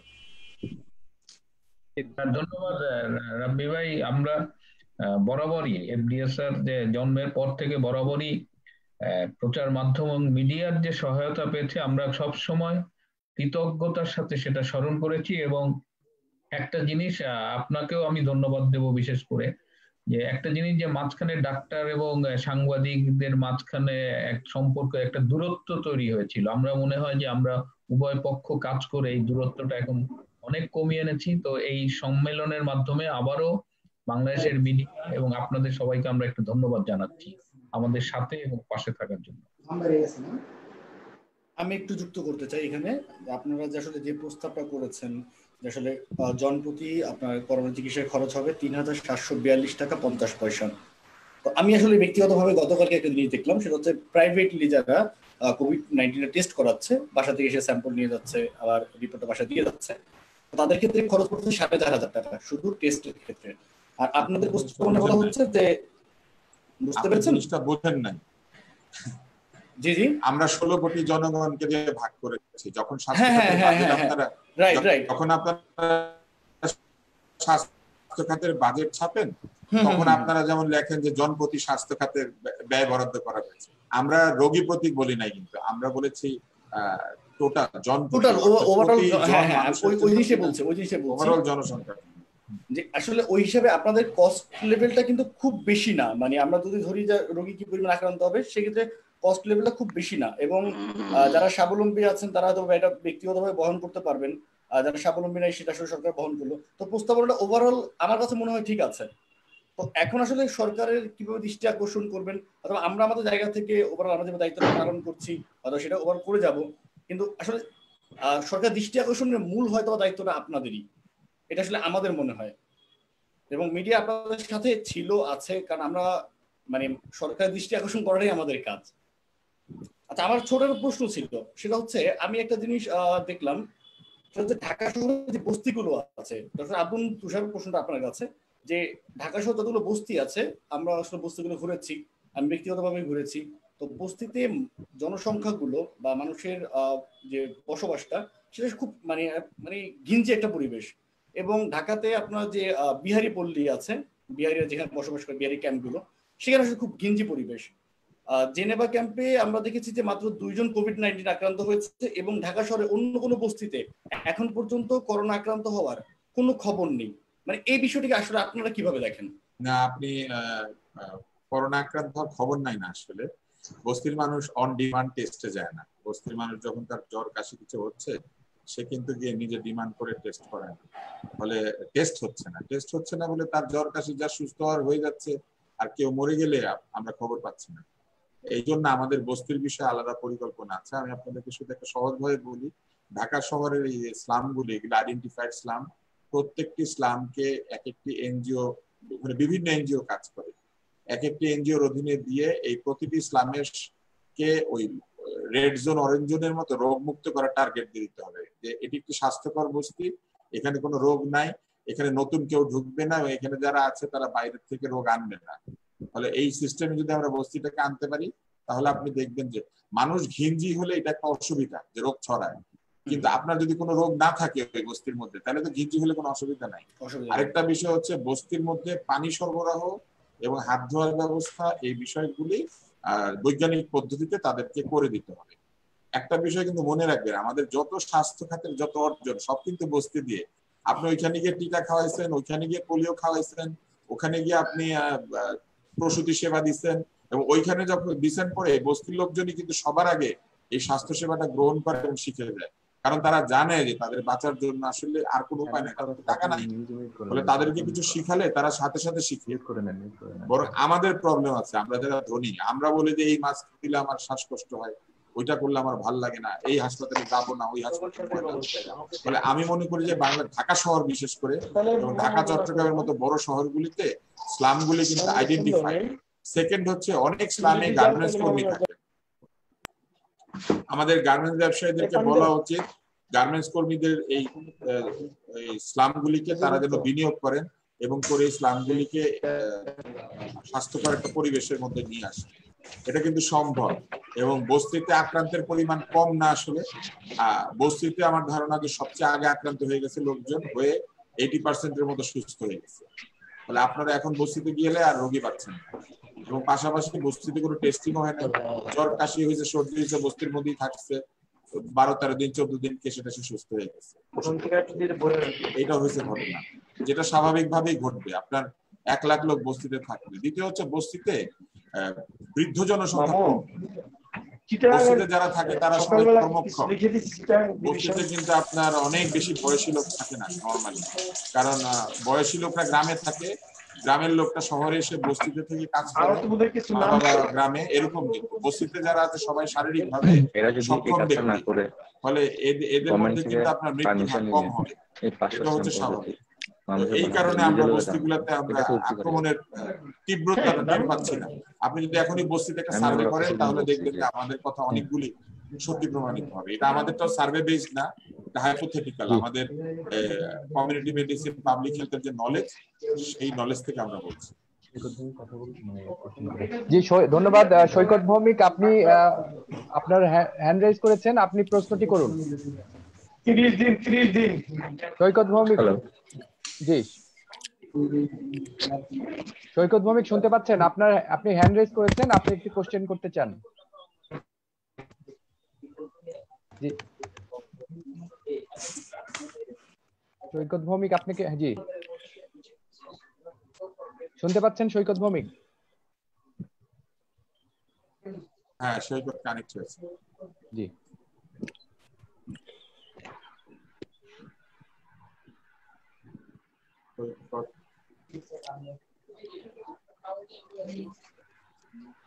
আমি কি একটা প্রশ্ন করতে পারি? জি করুন। আচ্ছা, আমার প্রশ্নটি হচ্ছে যে অন্যান্য দেশের তুলনায়, বহির্বিশ্বের তুলনায় বাংলাদেশে ডাক্তারদের আক্রান্তের হার কিন্তু অনেক বেশি, এবং সেই দিক থেকে মৃত্যুর হারটাও অনেক বেশি। এইটার কারণ কি, আপনারা এটা কি মনে করছেন?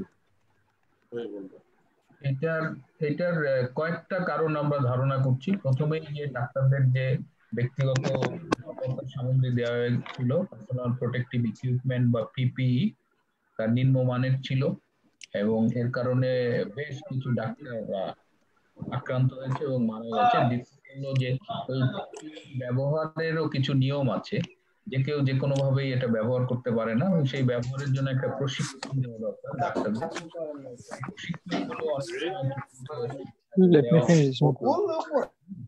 এই দুটো কারণ অন্যতম।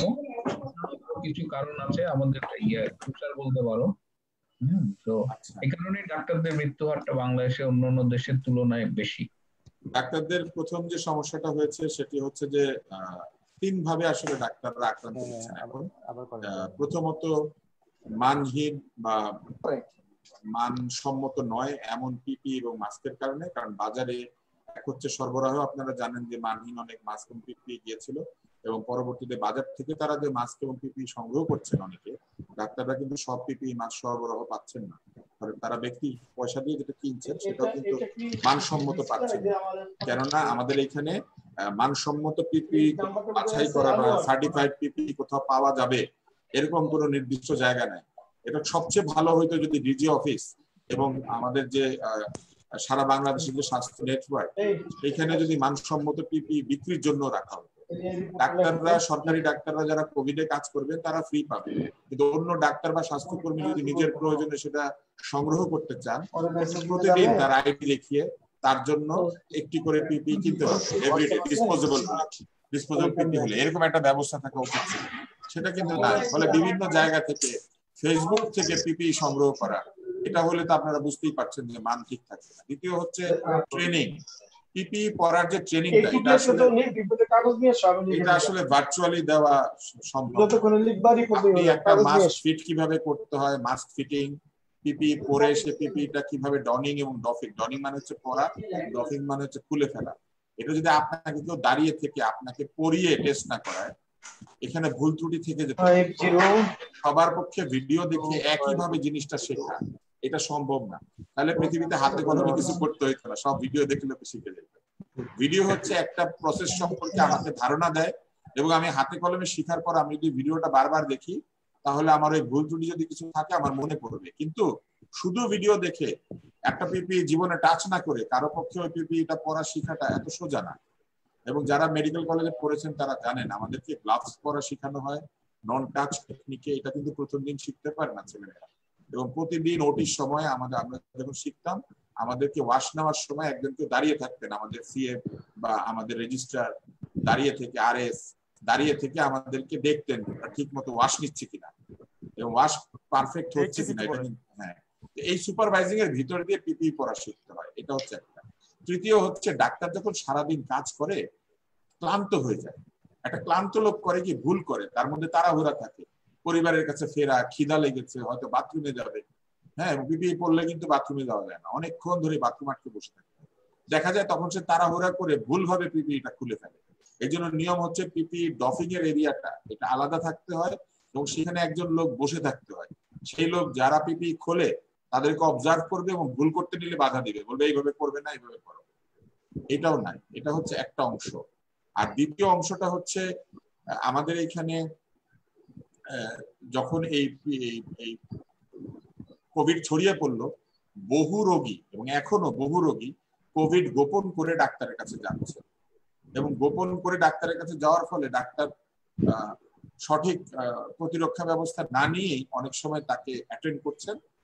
আরেকটা বিষয় ঘটেছে সার্জারিতে, কোভিড রোগীকে অ্যানেস্থেসিয়া দিতে গেলে সেখানে ফুল পিপি থাকতে হবে। আপনারা জানেন যে সার্জারির সময় অ্যানেস্থেসিয়া লাগে, সেখানে ইন্টিউবেট করতে হয়, ভেন্টিলেটর দিতে হয়, সেখানে বহু রোগী গোপন করে চলে যাওয়াতে সার্জিক্যাল অনেক মানুষ ওটি থেকে আক্রান্ত হয়েছে। স্বাস্থ্যকর্মীরা মূলত আক্রান্ত হচ্ছেন পিপির অভাবে, কারণ আমাদের যে নার্স এবং অন্যরা তাদের পক্ষে ব্যক্তিগত পর্যায়ে পিপি কিনে এটা প্রতিদিন নতুন পিপি ব্যবহার করা সম্ভব না এবং যথেষ্ট সরবরাহ নাই, তারা অনেকে পিপি ধুয়ে ধুয়ে ব্যবহার করছেন, এইসব কারণে অনেক আক্রান্ত হয়ে যাচ্ছেন। এই হচ্ছে মূল কারণ। জি সৈকত ভৌমিক, আপনি হ্যান্ড রেজ করেছেন, জি সৈকত ভৌমিক আপনার প্রশ্নটি করুন। হ্যাঁ, আমি একটু প্রশ্নটি করতে চাই আসলে আপনাদের সবার কাছে সংগঠন হিসেবে এফডিএসআর এর প্রতি। জি জি সৈকত ভৌমিক বলুন। আমি একটু যে প্রশ্নটা করতে চাই দুইটা বিষয়। প্রথমত হচ্ছে আমরা সাম্প্রতিক সময়ে দেখতে পাচ্ছি চিকিৎসকদের একটা আলাদা হাসপাতাল চিকিৎসার জন্য একটা দাবি উঠেছে, সেটা রাজধানীতেই বলা হচ্ছে। তো এই ক্ষেত্রে আসলে রাজধানীতে ব্যবস্থাটা না করে বাংলাদেশের প্রতিটা জায়গায় যে হাসপাতালগুলো বর্তমানে কোভিড ট্রিটমেন্ট করা হচ্ছে সেখানে কি চিকিৎসকদের জন্য আলাদাভাবে করার চিকিৎসা নিশ্চিত করার দাবি জানানো হবে কিনা। একটা কারণ হচ্ছে আমরা ডক্টর মঈনকে দেখেছি আমরা সিলেট থেকে ঢাকায় নিয়ে আসতে হয়েছে এবং একই সঙ্গে আজকেও একজন ডাক্তারকে ঢাকার বাইরে থেকে ঢাকায় নিয়ে আসা হয়েছে। তো আসলে কি সবসময় কি এত ইমার্জেন্সি সিচুয়েশন এটা পসিবল হবে কিনা। তো এই ক্ষেত্রে যদি প্রতিটা জায়গায় অন্ততপক্ষে হাসপাতাল মিনিমাম 5টা বেডও যদি রাখা হয় এটা আসলে ডক্টরদের মরাল বুস্টিং এর মতো একটা বিষয় হতে পারে কিনা। এক, দ্বিতীয়ত আরেকটা বিষয়, আমরা সাম্প্রতিক সময়ে আরেকটা ব্যাপার দেখতে পাচ্ছি, অনেক জায়গায় সাধারণ যারা যাচ্ছেন বিভিন্ন হাসপাতালে চিকিৎসা নিতে ওনারা বলছেন সেটা হচ্ছে ওনারা চিকিৎসা পাচ্ছেন না বা ডক্টররা যাচ্ছে না। তো এই ক্ষেত্রে কোভিড-19 ট্রিটমেন্টের ক্ষেত্রে আমরা যেটা জানি সেটা হচ্ছে ডক্টররা সচরাচর হচ্ছে আসলে অন্যান্য পেশেন্টকে যেভাবে ডিল করতে পারে সেই ক্ষেত্রে আসলে এটা পসিবল হচ্ছে না। এই ক্ষেত্রে দেখা যায় আপনার ডক্টরদের যে সংখ্যা বিশ্বের বিভিন্ন দেশে যদি আমি 1:3 ম্যান পাওয়ারে যদি আমি নার্সিং স্টাফ এবং ওয়ার্ড বয় বা এদের এই জিনিসটা যদি আমি ধরি, সেটা আমাদের এখানে আসলে এখন পর্যন্ত নিশ্চিত করা যায়নি। তো আসলে এই যে জায়গাটা, যে এখন পর্যন্ত এই জায়গায় যে ঘাটতিটা, এটা আসলে চিকিৎসকদের, আমরা জানি কুয়েত মৈত্রী এবং কুর্মিটোলা হাসপাতালে কিন্তু চিকিৎসকরা নিজেরাও কিন্তু অক্সিজেন সিলিন্ডার ক্যারি করেছেন। তো এই যে সমস্যাটা, এই সমস্যার সমাধানে আপনারা কোনো আপনাদের কোনো দাবি দাওয়া পেশ করতে যাচ্ছেন কিনা, বা আপনাদের এই ধরনের কোনো চিন্তা ভাবনা আছে কিনা? ধন্যবাদ সৈকত ভৌমিক। বলবেন? আমি ডাক্তারদের হাসপাতালের বিষয়টা বলতে পারি। প্রথম বিষয় হচ্ছে ডাক্তাররা কিন্তু যে সেন্ট্রাল একটা জায়গা চেয়েছেন হাসপাতালে, এটা সব ডাক্তারের জন্য না। যে ডাক্তার বাসায় থেকে চিকিৎসা নিতে পারবেন তিনি তো আর এসে হাসপাতালে ভর্তি হবেন না, অন্য রোগীদের মতো বাসাতেই থাকবেন। যে ডাক্তার নর্মাল হাসপাতাল আইসোলেশন বেডে ভালো হয়ে যাবেন তিনি তো সেখানেই থাকবেন। কিন্তু যে ডাক্তাররা ক্রিটিক্যাল হয়ে যাচ্ছেন, এই ডাক্তারদের জন্য একটি নির্দিষ্ট হাসপাতাল খুবই জরুরি। এই জন্য যে না হলে পরে একটা, আমি বলবো যে বিশেষায়িত এবং একটা সেরা চিকিৎসা সেবা নিশ্চিত করা ডাক্তারদের জন্য কঠিন হবে। কেননা সারা বাংলাদেশে এরকম 5টা বেডের জন্য আপনি মানে একটা করে ক্রিটিক্যাল কেয়ার স্পেশালিস্ট দিতে পারবেন না। 5টা বেডের জন্য আপনি সেন্ট্রাল হাই ফ্লো ক্যানুলা দিয়ে অক্সিজেন সাপ্লাই দিতে পারবেন না। 5টা বেডের জন্য আপনি সারা বাংলাদেশে আপনি বিভিন্ন ধরনের যে ওষুধপত্র এবং অন্যান্য সুবিধা দিয়ে আছে সেটা দিতে পারবেন না। ফলে 5টা বেড না, ডাক্তাররা কিন্তু অগ্রাধিকার ভিত্তিতে বিভিন্ন হাসপাতালে নর্মাল যখন মানে যে সময় তাদের ক্রাইসিস নাই তারা কিন্তু ভর্তি হচ্ছেন, তারা কিন্তু এটার জন্য আলাদা হাসপাতাল চান না। ডাক্তারদের আলাদা হাসপাতাল চাওয়ার দাবিটা হচ্ছে যারা ডাক্তার মঈনের মতো কিংবা ডাক্তার আরিফের মতো কিংবা অন্য যারা আমাদের প্রফেসর কিবরিয়ার মতো হাই ফ্লো কেন অক্সিজেন প্রয়োজন, যার বিশেষায়িত চিকিৎসা প্রয়োজন, সেই চিকিৎসা যাতে পান সেই জন্য এটা সেন্ট্রালি ঢাকা শহরে চাওয়া হয়েছে। ঢাকা শহরে চাওয়ার আরো একটা বড় কারণ হচ্ছে যে সকল সাপ্লাই এবং সবকিছু কিন্তু সকল ধরনের মেডিকেল সাপ্লাই বলেন আর যা বলেন সব হচ্ছে ঢাকা শহরে। আমাদের এই কেন্দ্রীয় ব্যবস্থাকে তো আপনি কালকেই বদল করতে পারবেন। এখন আমরা যদি বসে থাকি যে এই কেন্দ্রীয় ব্যবস্থা 6 মাস পরে বদল হবে, তখন আমরা বিভিন্ন জায়গাতে পাবো, এই ততদিন তো এই ডাক্তার বাঁচবে না। এই ক্ষেত্রে জরুরি। হ্যাঁ তুষার ভাই, আমি জাস্ট আপনার সাথে একটা অ্যাড করতে চাই এই ক্ষেত্রে। এই প্রশ্নের আসাতেই ডক্টর মঈনকে কিন্তু কুর্মিটোলা জেনারেল হাসপাতালে যখন এডমিট করা হয় সেখানে কিন্তু তখন সেন্ট্রাল অক্সিজেন ছিল না। তো এই যে বিষয়টা, আমি যে ঢাকায় আনার পরে যে হাসপাতালে নিতে যাচ্ছি, আমি যদি এখন কুয়েত মৈত্রী দেখে কুর্মিটোলা দেখে, এখানে কিন্তু সেন্ট্রাল অক্সিজেন এখনো ওইভাবে চালু হয়নি। এবং সেই সময় দেখা গেছে যথেষ্ট পরিমাণ বিভিন্ন গণমাধ্যমে আমরা তো কুয়েত মৈত্রী আর এটা চাই নাই, সেজন্যই তো আমরা ডাক্তারদের জন্য বিশেষায়িত সকল সুবিধাওয়ালা হাসপাতাল চেয়েছি। নাহলে তো আমরা বলতাম ডাক্তারদেরকে কুয়েত মৈত্রীতে ভর্তি করো, আমরা তো সেটা বলি নাই। আমরা কিন্তু ডাক্তারদের জন্য না, আমরা শুরুতে এফডিএসআর কুয়েত মৈত্রী হাসপাতাল না, শুধু সারা বাংলাদেশের সকল হাসপাতালের এই অসুবিধাগুলি দূর করার জন্য দাবি তুলেছিলাম। আপনাদের মনে আছে কিনা? আমরা বলেছিলাম যে প্রস্তুতির অংশ হিসেবে পরবর্তীতে ধাপে ধাপে বিভিন্ন সময় আমাদের চেয়ারম্যান আমাদের পেজে তার ব্যক্তিগত স্ট্যাটাসে তার পত্রিকার লেখাতে কিন্তু এই লেখাগুলি লিখেছেন একের পর এক, এবং সবগুলি টেলিভিশনে তিনি গেছেন। সেখানে কিন্তু আমাদের চেয়ারম্যান বারবার এটা বলেছেন যে এই হাসপাতালগুলিকে মানুষের প্রয়োজনে এগুলিকে মডার্নাইজ করতে হবে, এগুলাকে ইকুইপড করতে হবে। আমরা কিন্তু এরপরও যেহেতু দেখতে পাচ্ছি যে হচ্ছে না ঠিক মতো, সেই জন্য আমরা স্বল্প সংখ্যক ক্রিটিক্যাল রোগী যারা ডাক্তার হবেন তাদের জন্য একটা বিশেষায়িত হাসপাতাল চাইছে। আজকে উকিল যদি পায়, আজকে যদি ডিজি অফিস থেকে উকিলদের জন্য চিঠি দেওয়া হয়, আজকে যদি ডিজি অফিস থেকে বিভিন্ন পেশার লোকদের জন্য চিঠি দিয়ে হাসপাতাল নির্দিষ্ট করে দেওয়া হয়, তাহলে এই ডিজি অফিস কেন ডাক্তারদেরকে একটা হাসপাতাল না দিয়ে বলে টেলিভিশনে এসে তাদের উচ্চ কর্মকর্তা যে শপিং মলের উপরে ব্যবস্থা করছে ডাক্তারদের জন্য? এইটা তো আমরা অ্যাকসেপ্ট করতে পারি না। এটা হচ্ছে এক। আর দ্বিতীয় হচ্ছে যে আজকে আপনি দেখেন তারা স্বাক্ষরিত চিঠি দিয়ে দিয়ে হলি ফ্যামিলি বুক করেছে পেশাগত লোকদের জন্য। বিভিন্ন প্রফেশনালরা, সরকারি বেসরকারিরা, তারা বিভিন্ন হাসপাতাল নিয়েছে। আমাদের পুলিশ তাদের নিজের হাসপাতালের বাইরেও হাসপাতাল ভাড়া করেছে।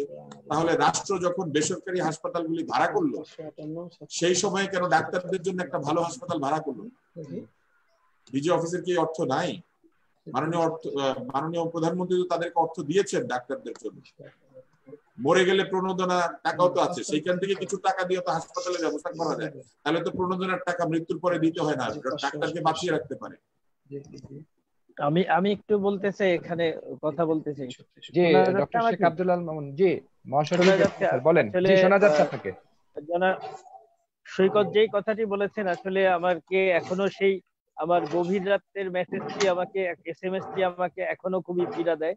মঈন যখন খুবই এমন একটা অসহায় অবস্থার মধ্যে ছিল, সে রাত্রে 1:45 কিন্তু আমাকে মেসেজ করেছে ব্যক্তিগতভাবে, এবং যেই মেসেজটি আপনারা দেখেছেন বিভিন্ন মিডিয়াতে এসেছে, অনেকে অনেক সমালোচনা করেছে, সেটা আমাকে করেছিলেন। এবং সেটা যেটা প্রথম থেকে আমরা দেখেছি যে আসলে এই যে যারা করোনা যোদ্ধা, চিকিৎসকদের ব্যাপারগুলো আসলে সত্যি আমাদের যারা অধিদপ্তর বা মন্ত্রণালয়, তারা এমন অবজ্ঞা করেছেন যে সেই ব্যবস্থাপনা ছিল না, এবং তারা সবচেয়ে বেশি ঘৃণিত কাজ যেটি করেছেন, যেটি দুঃখজনক, যে তাদের যে অব্যবস্থাপনা এবং তাদের যে প্রস্তুতি ছিল না, সেটাকে অস্বীকার করেছেন নির্লজ্জভাবে।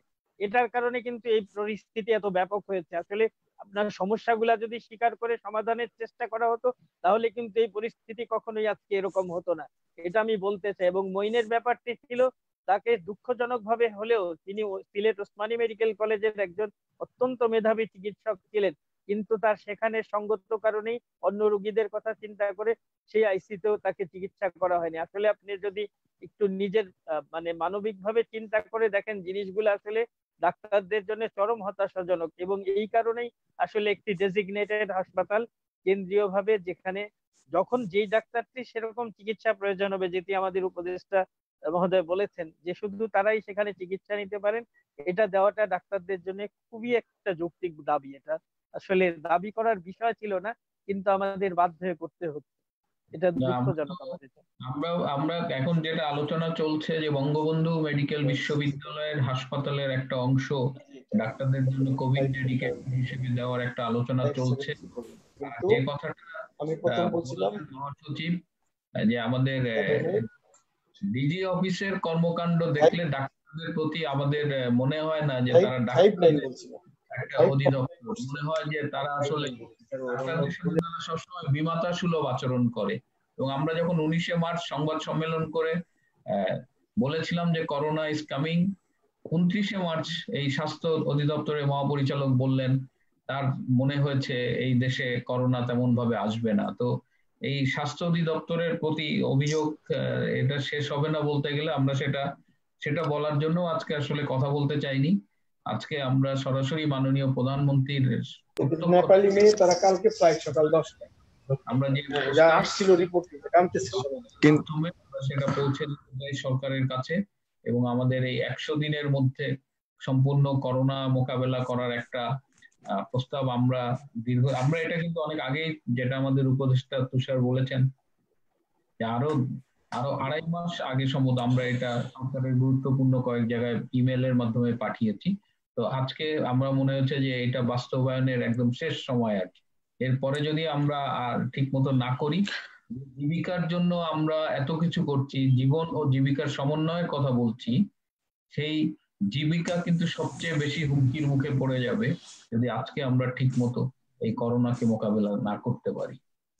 জি ধন্যবাদ। এই ক্ষেত্রে আমার একটা প্রশ্ন কিন্তু একটা রয়ে গেছে, কিন্তু ম্যান পাওয়ারের যে বিষয়টা, এটা কিন্তু ডাক্তারদের উপরে প্রেশার, চিকিৎসক সমাজ যারা আছে ওনাদের উপরে কিন্তু প্রেশারটা বেড়ে যাচ্ছে।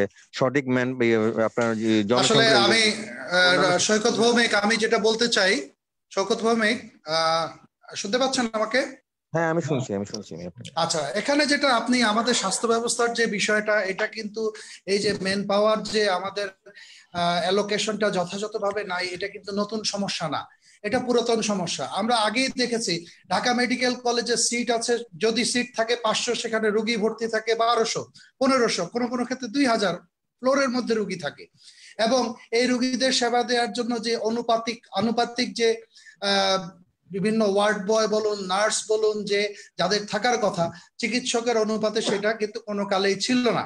এবং তারই ধারাবাহিকতায় আমরা কুর্মিটোলার একটা রিপোর্ট দেখেছি, এবং আমরা দেখলাম 131 জন রোগী ভর্তি, সেখানে চিকিৎসক আছেন 4 জন বা 5 জন, কিন্তু ওয়ার্ড বয় এবং নার্স রয়েছেন একজন করে, যাদের মধ্যে একজন পিপিই পরে বাইরে থাকেন, একজন পিপিই পরে ভিতরে, পিপিই ছাড়া বাইরে থাকেন। সুতরাং এই যে সমস্যা, এটা কিন্তু অতীতের সমস্যা, যেটা প্রকট আকারে ধরা পড়েছে করোনাকালীন সময়। আমরা আগে থেকেই বলছিলাম যে আমাদের এই স্বাস্থ্য ব্যবস্থা এমনিতেই ভঙ্গুর, এটার যদি একসাথে অনেক রোগী এসে এই স্বাস্থ্য ব্যবস্থার মধ্যে ঢুকে, আমাদের স্বাস্থ্য ব্যবস্থার এই চাপ নেয়ার সক্ষমতা নেই। সুতরাং এই সক্ষমতার জায়গাগুলো আসলে একদিনে নষ্ট হয়নি, কিংবা আমরা এটার দিকে কখনো মনোযোগও দিইনি এটাকে ঠিক করার।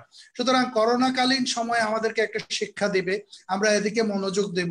যেমন আমরা দেখতে পাচ্ছি টেকনোলজিস্ট নেই, আমাদের হুট করে প্রায় 2000 টেকনোলজিস্ট নিয়োগের একটা বিষয় আসলো। আমরা দেখতে পেলাম যে চিকিৎসক, আমাদের 50,000 চিকিৎসক বেকার, অথচ সরকারি নিয়োগে আমরা দেখতে পাচ্ছি যে প্রতিটি বিসিএস এর একটার পর একটাতে অনেক চিকিৎসকের দেখা যাচ্ছে সংখ্যাটা অনেক কম আমরা যাদেরকে নিচ্ছি।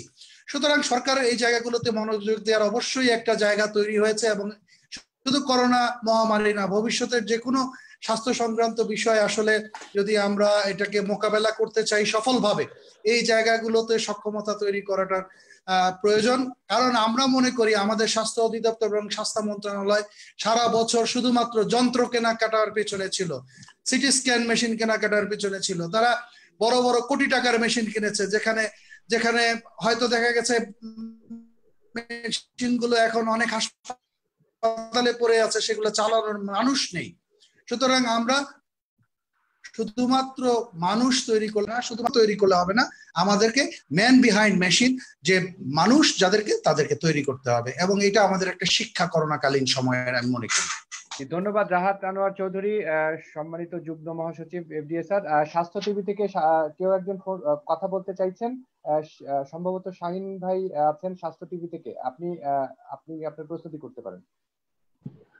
আমার একটি সম্পূরক প্রশ্ন হচ্ছে, যেহেতু এফডিএসআর আপনারা তো ডাক্তারদের সুরক্ষার বিষয়ে কাজ করেন, তো তুষার ভাই এর আগে যেমনটি বললো যে পিপি নিয়ে তার বিভিন্ন ধরনের টানাপোড়েন ছিল বা আছে, তো সেটা হচ্ছে যে আপনারা ডাক্তারদের ট্রেনিং এর ব্যাপারে কোনো পদক্ষেপ নিয়েছেন কিনা বা আগামীতে নেবেন কিনা। আর একটি বিষয় হচ্ছে যে আপনাদের যে টেলিমেড সার্ভিসটা ছিল, সেটা কি এখনো চালু আছে নাকি সেটা বন্ধ করা হয়েছে? আমি প্রথমে টেলিমেডের বিষয়টা একটু উত্তর দিতে চাই। আমরা টেলিমেড সার্ভিসটা চালু করেছিলাম করোনাকালীন ছুটিকালীন সময়ের জন্য। প্রথম যেহেতু সরকার ঘোষণা করেছিল 15 দিনের একটা সময়ের, সেটার জন্য তো ধাপে ধাপে আমাদের যে ছুটিটা সেটাও বেড়েছে, আমরা আমাদের টেলিমেডিসিন সার্ভিসটাকেও বাড়িয়েছি। কিন্তু প্রায় 3 মাস পরে যখন সবকিছু স্বাভাবিক হলো, লকডাউন উঠে গেল এবং ছুটিকালীন সরকার ঘোষিত সাধারণ ছুটি যখন উইথড্র করা হলো, আমরা এই মুহূর্তে টেলিমেডিসিন সার্ভিসটি আর দিচ্ছি না। বর্তমানে টেলিমেডিসিন সার্ভিসটি আমাদের বন্ধ আছে। এবার বাকিটুকু যদি আমাদের উপদেষ্টা মহোদয় বলেন। পিপি করবার যে প্রশিক্ষণের কথা বললেন, যে এটা ডিজি অফিস, এটা কিন্তু ডিজি অফিসের দায়িত্ব এবং তারা পালন করছে, কিন্তু সেই তারা যে এটা অনলাইনে তারা এই ট্রেনিংটা দিয়েছে, কিন্তু আমরা মাঠ পর্যায়ে যে অবস্থা দেখছি এই ট্রেনিংটা কখনোই সাফিসিয়েন্ট ছিল না, বা যে পরিমাণ ইফেক্টিভ হওয়ার কথা ছিল সেটা হয়নি। তো এটা আমাদের প্রথম দাবি থাকবে যে এটা ডিজি অফিসের কাজ, ডিজি অফিসের সারা দেশের মেকানিজম আছে, they should utilize that network, এবং তাদেরই করা উচিত। তারা যদি মনে করে যে তারা এই কাজটা এফডিএসআর এর মাধ্যমে করতে চায়, আমাদের সারা বাংলাদেশে আমাদেরও একটা নিজস্ব নেটওয়ার্ক আছে, এবং আমাদের প্রতিটি বিভাগ এবং জেলা পর্যায়ে আমাদের প্রতিনিধি আছে এবং আমাদের নেটওয়ার্ক আছে। সুতরাং আমরা প্রথমেই বলেছি যে আমরা আমাদের সর্বোচ্চ সামর্থ্য দিয়ে সরকারকে সহায়তা করতে চাই। ডিজি অফিস এটা তাদের করা উচিত, তারা না পারলে তারা বলুক এফডিএসআর কে, তারা প্রয়োজনীয় রিসোর্স সাপোর্ট দিক, এই ট্রেনিংটা আমরা অবশ্যই করাতে পারবো। আর ট্রেনিং কিন্তু আমাদের ট্রেনিং কার্যক্রম শুরু থেকেই আছে। আমাদের চেয়ারম্যান একদম এপিএসআর এর শুরু থেকে, এবং আরো আমরা যারা আছি, আমরা কিন্তু বিভিন্ন জায়গাতে, আমাদের চেয়ারম্যান কিন্তু বিভিন্ন জায়গাতে হেলথ কমিউনিকেশনের ক্লাস নিয়েছেন। আমরা অনলাইনে ওয়েবিনার আয়োজন করেছি। আমরা কোভিড এর শুরু থেকে কোভিড এর ট্রিটমেন্ট নিয়ে একের পর এক আমরা বিশেষজ্ঞ চিকিৎসকদের সাথে সাধারণ চিকিৎসকদের যে এক্সপেরিয়েন্স শেয়ারিং সেটা করিয়েছি। এবং আজকে যে বিভিন্ন টেলিভিশন চ্যানেলগুলিতে যে বিদেশি ডাক্তারদেরকে দেখতে পাচ্ছেন, তারা প্রায় সকলেই এফডিএসআর এর শুভানুধ্যায়ী, এবং আমরাই তাদেরকে বিভিন্ন জায়গাতে আমরা তাদেরকে কথা বলবার জন্য যুক্ত করে দিয়েছি, যাতে জনগণ সঠিক পরামর্শটি পেতে পারে। আজকে আপনারা দেখবেন যে স্বাস্থ্য বিশেষজ্ঞ ফরহাদ আলী খান, তাজবিরুল ইসলাম, শামস তাবরিজ, জাকারিয়া, তারপর আমাদের চেয়ারম্যান আমাদের আবুল হাসান মিল্টন সহ বিভিন্ন দেশ থেকে যে বিদেশি চিকিৎসকরা সংযুক্ত হচ্ছেন, তারা অধিকাংশই এফডিএসআর এর মাধ্যমে যুক্ত হয়েছেন গণমাধ্যমের সাথে। কারণ আমরা যখন লক্ষ্য করলাম যে ভুল তথ্য এবং নানা ধরনের শুধু ভুল নয়, ভুয়া মন গড়া বিভিন্ন তথ্য গণমাধ্যমে দিচ্ছেন অনেক দায়িত্বশীল ব্যক্তি, তখন আমরা যারা প্রকৃতই কোভিডে কাজ করেন, এক্সপিরিয়েন্স আছে এমন লোকদের কিন্তু আমরা যুক্ত করে দিয়েছি। আমরা খাদ্য বিতরণ করা কোনো চিকিৎসক কিংবা আমরা ত্রাণ বিতরণকারী চিকিৎসক নয়, বরং রিয়েলি চিকিৎসা দেন এমন বিদেশি চিকিৎসকদের এনে আমরা যুক্ত করে দিয়েছি এই গণমাধ্যমের সাথে, যাতে সবাই এটা জানতে পারে। আর শিক্ষার অন্য যে বিষয়টি বললেন ডিজি অফিস, আমাদের প্রতিনিয়তই মনে হয় যে ডিজি অফিস স্বাস্থ্যকর্মীদের অফিস নয়, এটি স্বাস্থ্য উপকরণ বিক্রেতাদের অফিস। কারণ ডিজি অফিস প্রতিনিয়ত তার বিভিন্ন ধরনের চিঠিপত্রে টেন্ডারবাজ, নকল সরবরাহকারী এদের পক্ষে দাঁড়িয়ে বিবৃতি দিয়েছে। কিন্তু আজকে বেশি চিকিৎসক শহীদ হয়েছেন, আলাদা আলাদা ভাবে প্রতিটি চিকিৎসকের জন্য একটি শোক বার্তা, একটি শোক পত্র আজকে তাদের জন্য একটা শোক প্রকাশ করার যে সাধারণ ভদ্রতা, সেই ভদ্রতা তারা দেখাতে পারে না। তারা যে কোনো সময় চিকিৎসককে ট্রান্সফার করতে, চিকিৎসককে শোকজ করতে, বিনা কারণে চিকিৎসককে শোকজ ছাড়া সাময়িক বরখাস্ত করে দিতে তারা মুখিয়ে থাকে। কিন্তু তারা আজকে যে স্বাস্থ্যসেবা কর্মী, আজকে যে নার্স মারা গেছেন, আজকে যে ল্যাব টেকনোলজিস্ট মারা গেছেন, তাদের জন্য সামান্যতম শোক কিংবা কোনো কিছু করতে আমরা ডিজি অফিসে দেখি না। আপনি যখন আপনার নিজের কর্মীদের এইভাবে অবহেলা করবেন, আপনি যখন আপনার নিজের কর্মী যারা আপনার জন্য কাজ করে, সারা জীবন কাজ করবে, 25-30 বছর কাজ করার সংকল্প নিয়ে এসেছে, সেই ডিজি অফিস তাদের কথা বলে না, বলে হচ্ছে নকল মাছ সরবরাহকারীর পক্ষে, বলে নকল মাছ সরবরাহকারী ভুল করে মাছ সরবরাহ করেছিল। তারা নকল মাছ সরবরাহকারীর ভুল তারা বুঝে, কিন্তু কোনো ডাক্তারের পক্ষে কোনোদিন ডিজি অফিস বলে না যে ডাক্তার সাহেব ভুল করে এটা করেছিল। তারা সেই ডাক্তারকে সবসময় শাস্তি দিতে প্রস্তুত থাকে।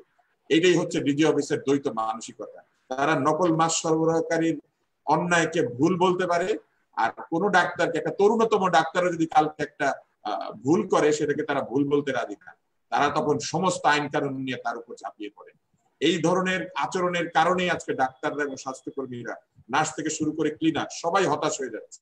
এই ধরনের বিমাতা সুলভ আচরণ, বইমাত্রেয় আচরণ বাংলাদেশের আর কোনো মন্ত্রণালয়, কোনো অধিদপ্তর কর্মীদের সঙ্গে করে না। আচ্ছা, এই যে ডিজি সাহেব যে গতকালকে যে বললেন যে 2-3 বছর করোনা বাংলাদেশে থাকবে, এ ব্যাপারে উনি যদিও পরে একটা ক্লারিফিকেশন দিয়েছেন এবং ইতিমধ্যে ওবায়দুল কাদের সাহেবও উনিও কিন্তু এটা খুব ক্ষুব্ধ প্রতিক্রিয়া ব্যক্ত করেছেন। এই বিষয়ে আপনাদের প্রতিক্রিয়া কি, এবং আসলে এই ধরনের কোনো পরিসংখ্যান হয়েছে কিনা যে বাংলাদেশে আর কতদিন করোনা থাকতে পারে? অফিসিয়াল প্রতিক্রিয়া না, আমি বলি শুধু ওবায়দুল কাদের ভাই আমাদের অত্যন্ত ঘনিষ্ঠ এবং অত্যন্ত প্রিয় একজন মানুষ। সারা জীবন মানুষের সঙ্গে রাজনীতি করেছেন, ফলে মানুষ কিসে হতাশ হয়, মানুষ কিসে আক্রান্ত হয়, মানুষ কিসে ভয় পায়, সেটা উনি বুঝেন, কিন্তু আমাদের ডিজি সাহেব বুঝেন না। আমাদের ডিজি সাহেব বরং তাদেরকে বিব্রত করেছেন। সরকার কেন করেছেন? উনি বলে দিয়েছেন করোনা থাকার জন্য এসেছে, 3 বছর থাকবে। 3 বছর থাকবে যদি আপনি হাত পা গুটিয়ে সিএমএইচ এর হাই ফ্লো অক্সিজেনের মধ্যে শুয়ে থাকেন, যেটা কিছুদিন আগে উনি করে এসেছেন। উনি যদি কাজ করেন ঠিক মতো, উনি যদি প্রকৃতই সামনে দাঁড়িয়ে নেতৃত্ব দেন, তবে ওবায়দুল কাদের সাহেব যেটা বলেছিলেন ওইটাই ঠিক, যে আমরা করোনার চেয়ে শক্তিশালী প্রমাণ করতে পারতাম। কিন্তু আজকে আমরা করোনার চেয়ে শক্তিশালী তো না বটে, আমরা করোনার ভয়ে গর্তের মধ্যে ঢুকে গেছি।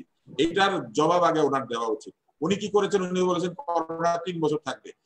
করোনা যদি 3 বছর থাকে, তাহলে বন্ধ করে দিলেও করোনা 3 বছর থাকবে।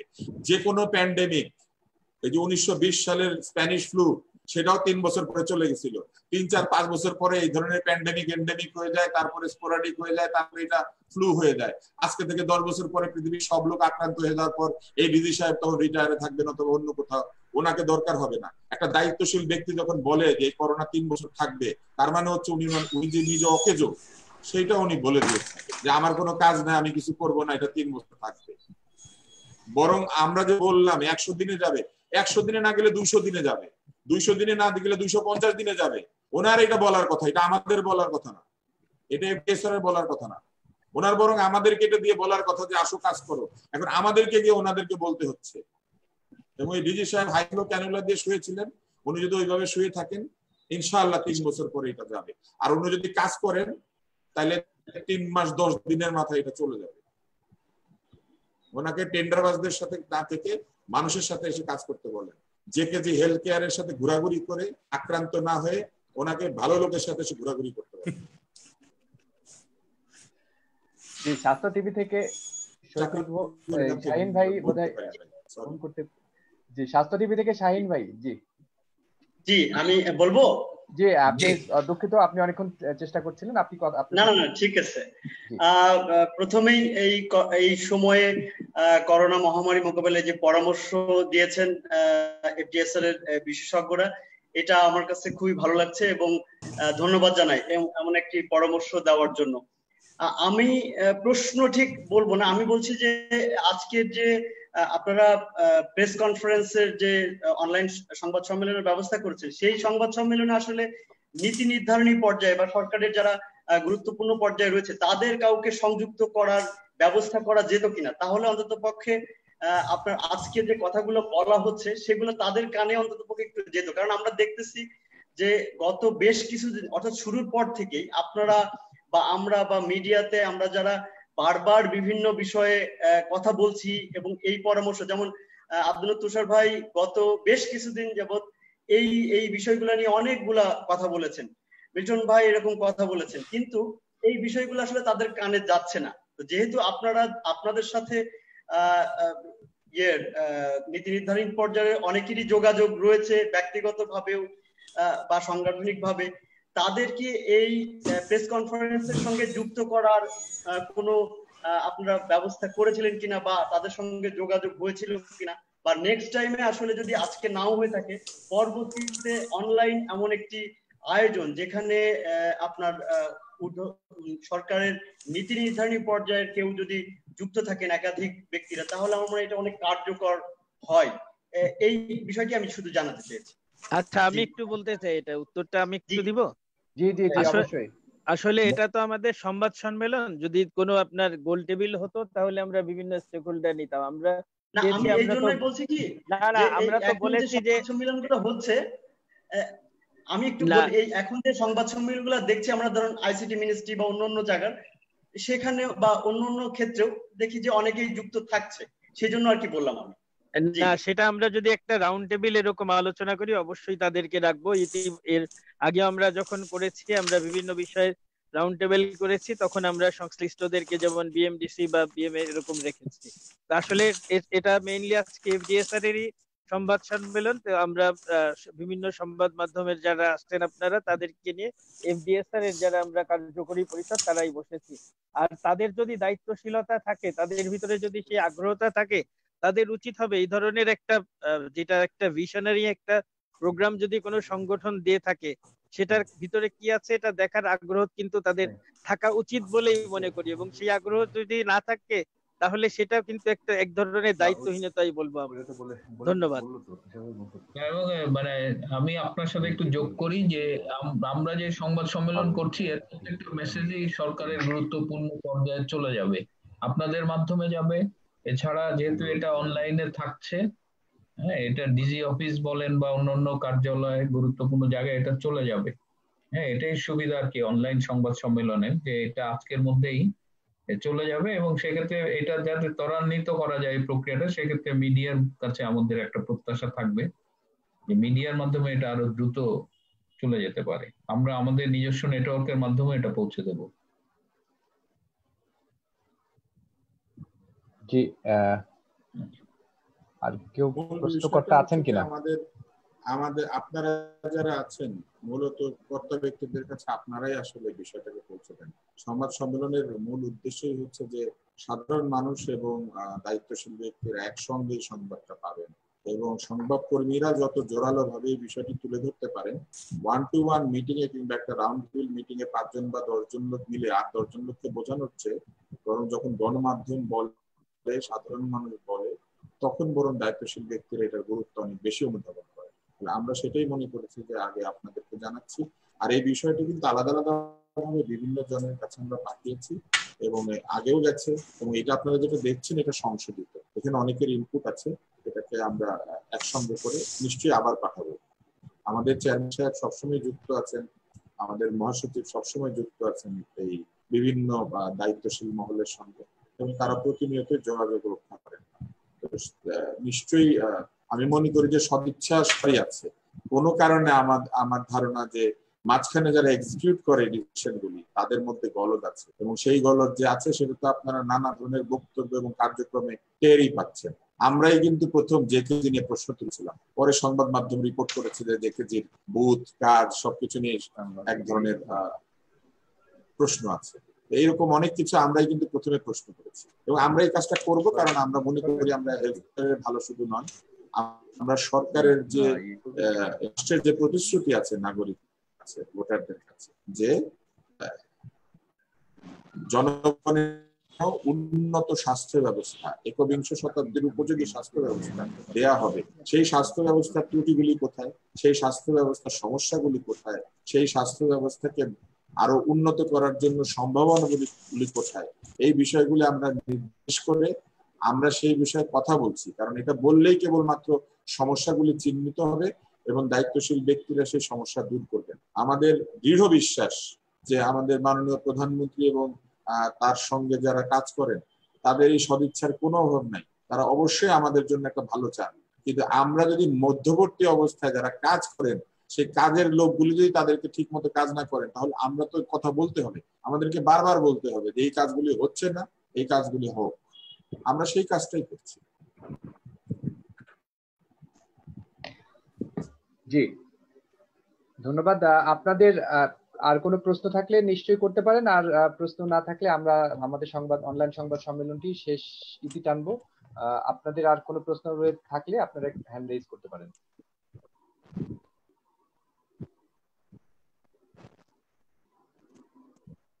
মনে হয় সবাই ইনফর্ম। ধন্যবাদ জানাই সব সাংবাদিকদেরকে এবং সকলকে যারা আমাদের যুক্ত ছিলেন। আশা করছি যে আমরা প্রেজেন্টেশন গুলো পৌঁছায় দিব, সাহেব, রানা এবং রাহাত সবাইকে নিশ্চয়ই পৌঁছায় দিব। আমাদের এফডিএসআর এর তরফ থেকে আমরা প্রেসিডেন্ট সেক্রেটারিকে একসাথে নিয়ে আমরা কোনো সংবাদ সম্মেলন করতে পারি নাই, কারণ প্রেসিডেন্ট আমাদের চেয়ারম্যান সবসময় বিদেশেই থাকেন, প্রায় সময় আমাদের এই সময় আর এখন আসতে পারছেন।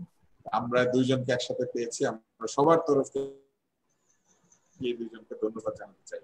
আমাদের এফডিএসআর এর যারা নেতা কর্মী আছে সবাই, দুইজনকে একসাথে আজকে আমরা পেয়েছি। শাহেদ ইমরান, জি শাহেদ ইমরান একটু যদি সবাইকে বলে দিতেন যে মেইল, আমরা মেইলে সবাইকে পাঠিয়ে দিব, কারো যদি লাগে একটা নাম্বার যদি দিয়ে দেন তাহলে আমরা সেখানে যে ওনারা সেই নাম্বারে যোগাযোগ করলে আমরা মেইলটা পাঠিয়ে দিলে আমরা মেইলে ওনাদেরকে এই দুইটা জিনিস পাঠিয়ে দেব। জি একটা নাম্বার যদি রিপোর্টটা দিয়ে দিচ্ছি। হ্যাঁ জি অবশ্যই আমরা জি আব্দুল লতিফ ভাই আর কিছু বলবেন কিনা? না, আর কিছু নাই। আমি ধন্যবাদ জানাই আমাদের চেয়ারম্যান, মহাসচিব, সকল কর্মী যারা আজকে আমাদেরকে সহায়তা করেছেন, আমাদের পেছন থেকে এই টেকনিক্যাল সহায়তা করেছেন, প্রবাহ আমাদেরকে সহযোগিতা করেছে, শাহেদ ইমরান সহযোগিতা করেছে, এবং আমাদের যারা সাংবাদিক ভাইরা ছিলেন সবাইকে ধন্যবাদ জানাতে চাই। আমরা আসলে বিভিন্ন সময় বিভিন্ন ভাবে এই কথাগুলি বলছি, কখনো মূল্যায়ন ভাবে, কখনো লিখে, কখনো উত্তেজিত হয়ে, কিন্তু আমরা যে কাজটা করছি এটা পুরাটাই হচ্ছে মানুষের প্রতি ভালোবাসা। আমরা যে দাবি দাওয়া গুলো করছি এগুলো একটাও ডাক্তারদের ব্যক্তিগত দাবি না, এগুলো একটাও কোনো অযৌক্তিক দাবি না, কোনো একটাও এমন নয় যে আমাদের পাওয়ার কথা না, আমাদের সাধারণ অধিকারের মধ্যে নাই এমন কিছু চেয়েছি। আমরা যা চাচ্ছি এটা যদি পাই, এটা পেলে মানুষের উপকার হবে। এবং আমরা মনে করি যে একজন ডাক্তার আসলে প্রথমে এই শপথটাই নেয় যে ডাক্তার মানুষের উপকার করবে, মানুষের জন্য কাজ করবে। এই মানুষের জন্য কাজ করতে গিয়ে যখন সে দেখে যে তার কাজের জায়গাটা ঠিক নাই, যখন সে দেখে যে সে ঠিক মতো তার কাজ করতে না পেরে অনেক সময় ক্ষুব্ধ হয়ে যায়। তাই আমি অনুরোধ করবো আমাদের সাংবাদিক ভাইদেরকে যে স্বাস্থ্য খাতে বিরাজমান অব্যবস্থাগুলি দূর করলে এটা মানুষেরই উপকার হবে। চিকিৎসকরা যা পেতেন তাই পাবেন, শুধুমাত্র চিকিৎসকরা আরো নিরাপদ হলে আরো ভালোভাবে চিকিৎসা দিতে পারেন, এতটুকুই আমাদের চাওয়া। জি, অসংখ্য ধন্যবাদ। আমার মনে হয় যে আমরা এখন 5:30টায় সবার নিউজ করতে হবে আমাদের যে সকল তথ্য রয়েছে সেই তথ্যগুলো আমরা সব একত্রিত করে আপনাদেরকে আপনাদের মেইলে পাঠিয়ে দেব। আমরা যেভাবে এর আগে আপনাদেরকে আমন্ত্রণ জানিয়েছি আমাদের এই অনলাইন প্রেস কনফারেন্সে, আমরা ঠিক একইভাবে আপনাদেরকে সেই আমাদের আজকের বক্তব্য এবং একই সাথে আমাদের যে স্লাইডটি ছিল এবং সাথে আমাদের পরামর্শ সহ আমরা একটি প্রেস রিলিজ আকারে আপনাদের সকলকেই মেইলে পাঠিয়ে দেবো। এবং কেউ যদি না পেয়ে থাকেন তবে নিশ্চয়ই আপনারা এফডিএসআর এর যে কারোর সাথেই যোগাযোগ করতে পারেন এবং আমরা এফডিএসআর এর পক্ষ থেকে এই তথ্যগুলো আপনারা সবাই কে আপনাদের মেইলে এবং আপনারা যেভাবে চান সেভাবে আমরা পাঠিয়ে দেব। এবং আমাদের আজকে যে পুরো ভিডিওটি আমাদের রেকর্ড হলো সংগ্রহীত আছে সেই ভিডিওটিও আপনাদের একই সাথে আমরা তথ্য আকারে এবং ভিডিওর পুরো রেকর্ডটি আমরা আপনাদেরকে পাঠিয়ে দিয়ে সরবরাহ করে আপনাদের তথ্য দেওয়ার জন্য এবং সংবাদ পরিবেশন করবার জন্য আমরা সহযোগিতা করব। এবং আজকে আমরা foundation for doctor safety rights and responsibility আমরা যেমনটি বললাম সেই বিষয়টি আমরা সবসময় বলে আসছি এবং একইভাবে যদি প্রয়োজন হয় বাংলাদেশের যে কোনো ক্রান্তিকালে এবং একই সাথে এই মুহূর্তে অতিমারি বা মহামারী যেই শব্দটি আমরা বলি না কেন সেই ক্রান্তি লগ্নে আমরা অবশ্যই চেষ্টা করব foundation for doctor safety rights and responsibility থেকে আমরা আমাদের দেশের প্রয়োজনে, মানুষের প্রয়োজনে এবং চিকিৎসক এবং রোগীদের প্রয়োজনে আমরা যে কোনো পদক্ষেপ নেওয়ার জন্য আমরা প্রস্তুত আছি। এবং বাংলাদেশ সরকারের সাথে সমন্বয় করে যদি কোনো প্রয়োজন মনে করেন আমরা সেই কথাগুলো আমাদের মাননীয় চেয়ারম্যান, মহাসচিব, উপদেষ্টা এবং একই সাথে আমাদের এখানে যারা নেতৃবৃন্দ ছিলেন, যুগ্ম মহাসচিব ছিলেন, আর কোষাধ্যক্ষ ছিলেন ডাক্তার ফরহাদ মঞ্জুর সহ যারা রয়েছেন সবাইকে মিলিয়ে আমরা আমাদের এইখানে এবং এফডিএসআর এর যে 46,000 এ পর্যন্ত যে সদস্য রয়েছে তাদের মতামতের ভিত্তিতে আমাদের এই কার্যক্রমগুলো পরিচালিত হয়। আমরা চেষ্টা করব সেই ধরনের উদ্যোগগুলো নিতে। আপনাদের অসংখ্য ধন্যবাদ যারা আমাদের সাথে সহযোগী হিসেবে এবং সহযোদ্ধা হিসেবে চিকিৎসকদের সাথে আপনারা সবসময় কাজ করেছেন এবং foundation for doctor safety rights and responsibility FDSR যে কথাগুলো বলেছে আপনারা সবসময় আপনাদের গণমাধ্যমে সেটি প্রকাশ করার, প্রচার করার এবং সরবরাহ করার জন্য যে রকম সহযোগিতা চেয়েছেন আমরা চেষ্টা করেছি এবং আপনারা সেটি প্রচার করেছেন। এজন্য অসংখ্য ধন্যবাদ দিয়ে আজকের অনলাইন যেই সংবাদ সম্মেলন সেই সম্মেলনটি আমরা এখানেই শেষ করছি। আপনারা ভালো থাকবেন, সুস্থ থাকবেন, নিরাপদে থাকবেন এবং প্রয়োজনীয় পরামর্শ থাকলে সেটি আমাদেরকে দিলে অবশ্যই আমরা চেষ্টা করব সেভাবে আপনাদের সাথে পাশে থাকবার জন্য। আপনাদেরকে অসংখ্য ধন্যবাদ, আপনাদের মূল্যবান সময় আমাদের সাথে ছিলেন। আপনারা ভালো থাকবেন।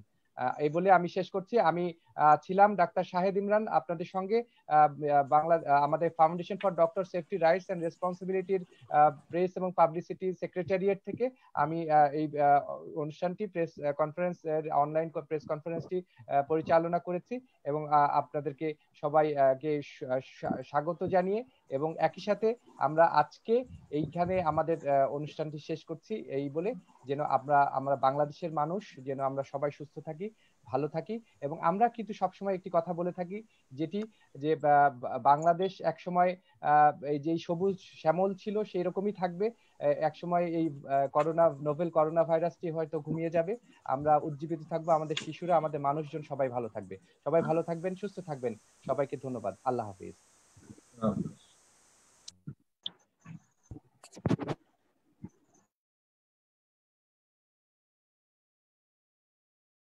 বাংলাদেশ একসময় সবুজ শ্যামল ছিল, সেরকমই থাকবে।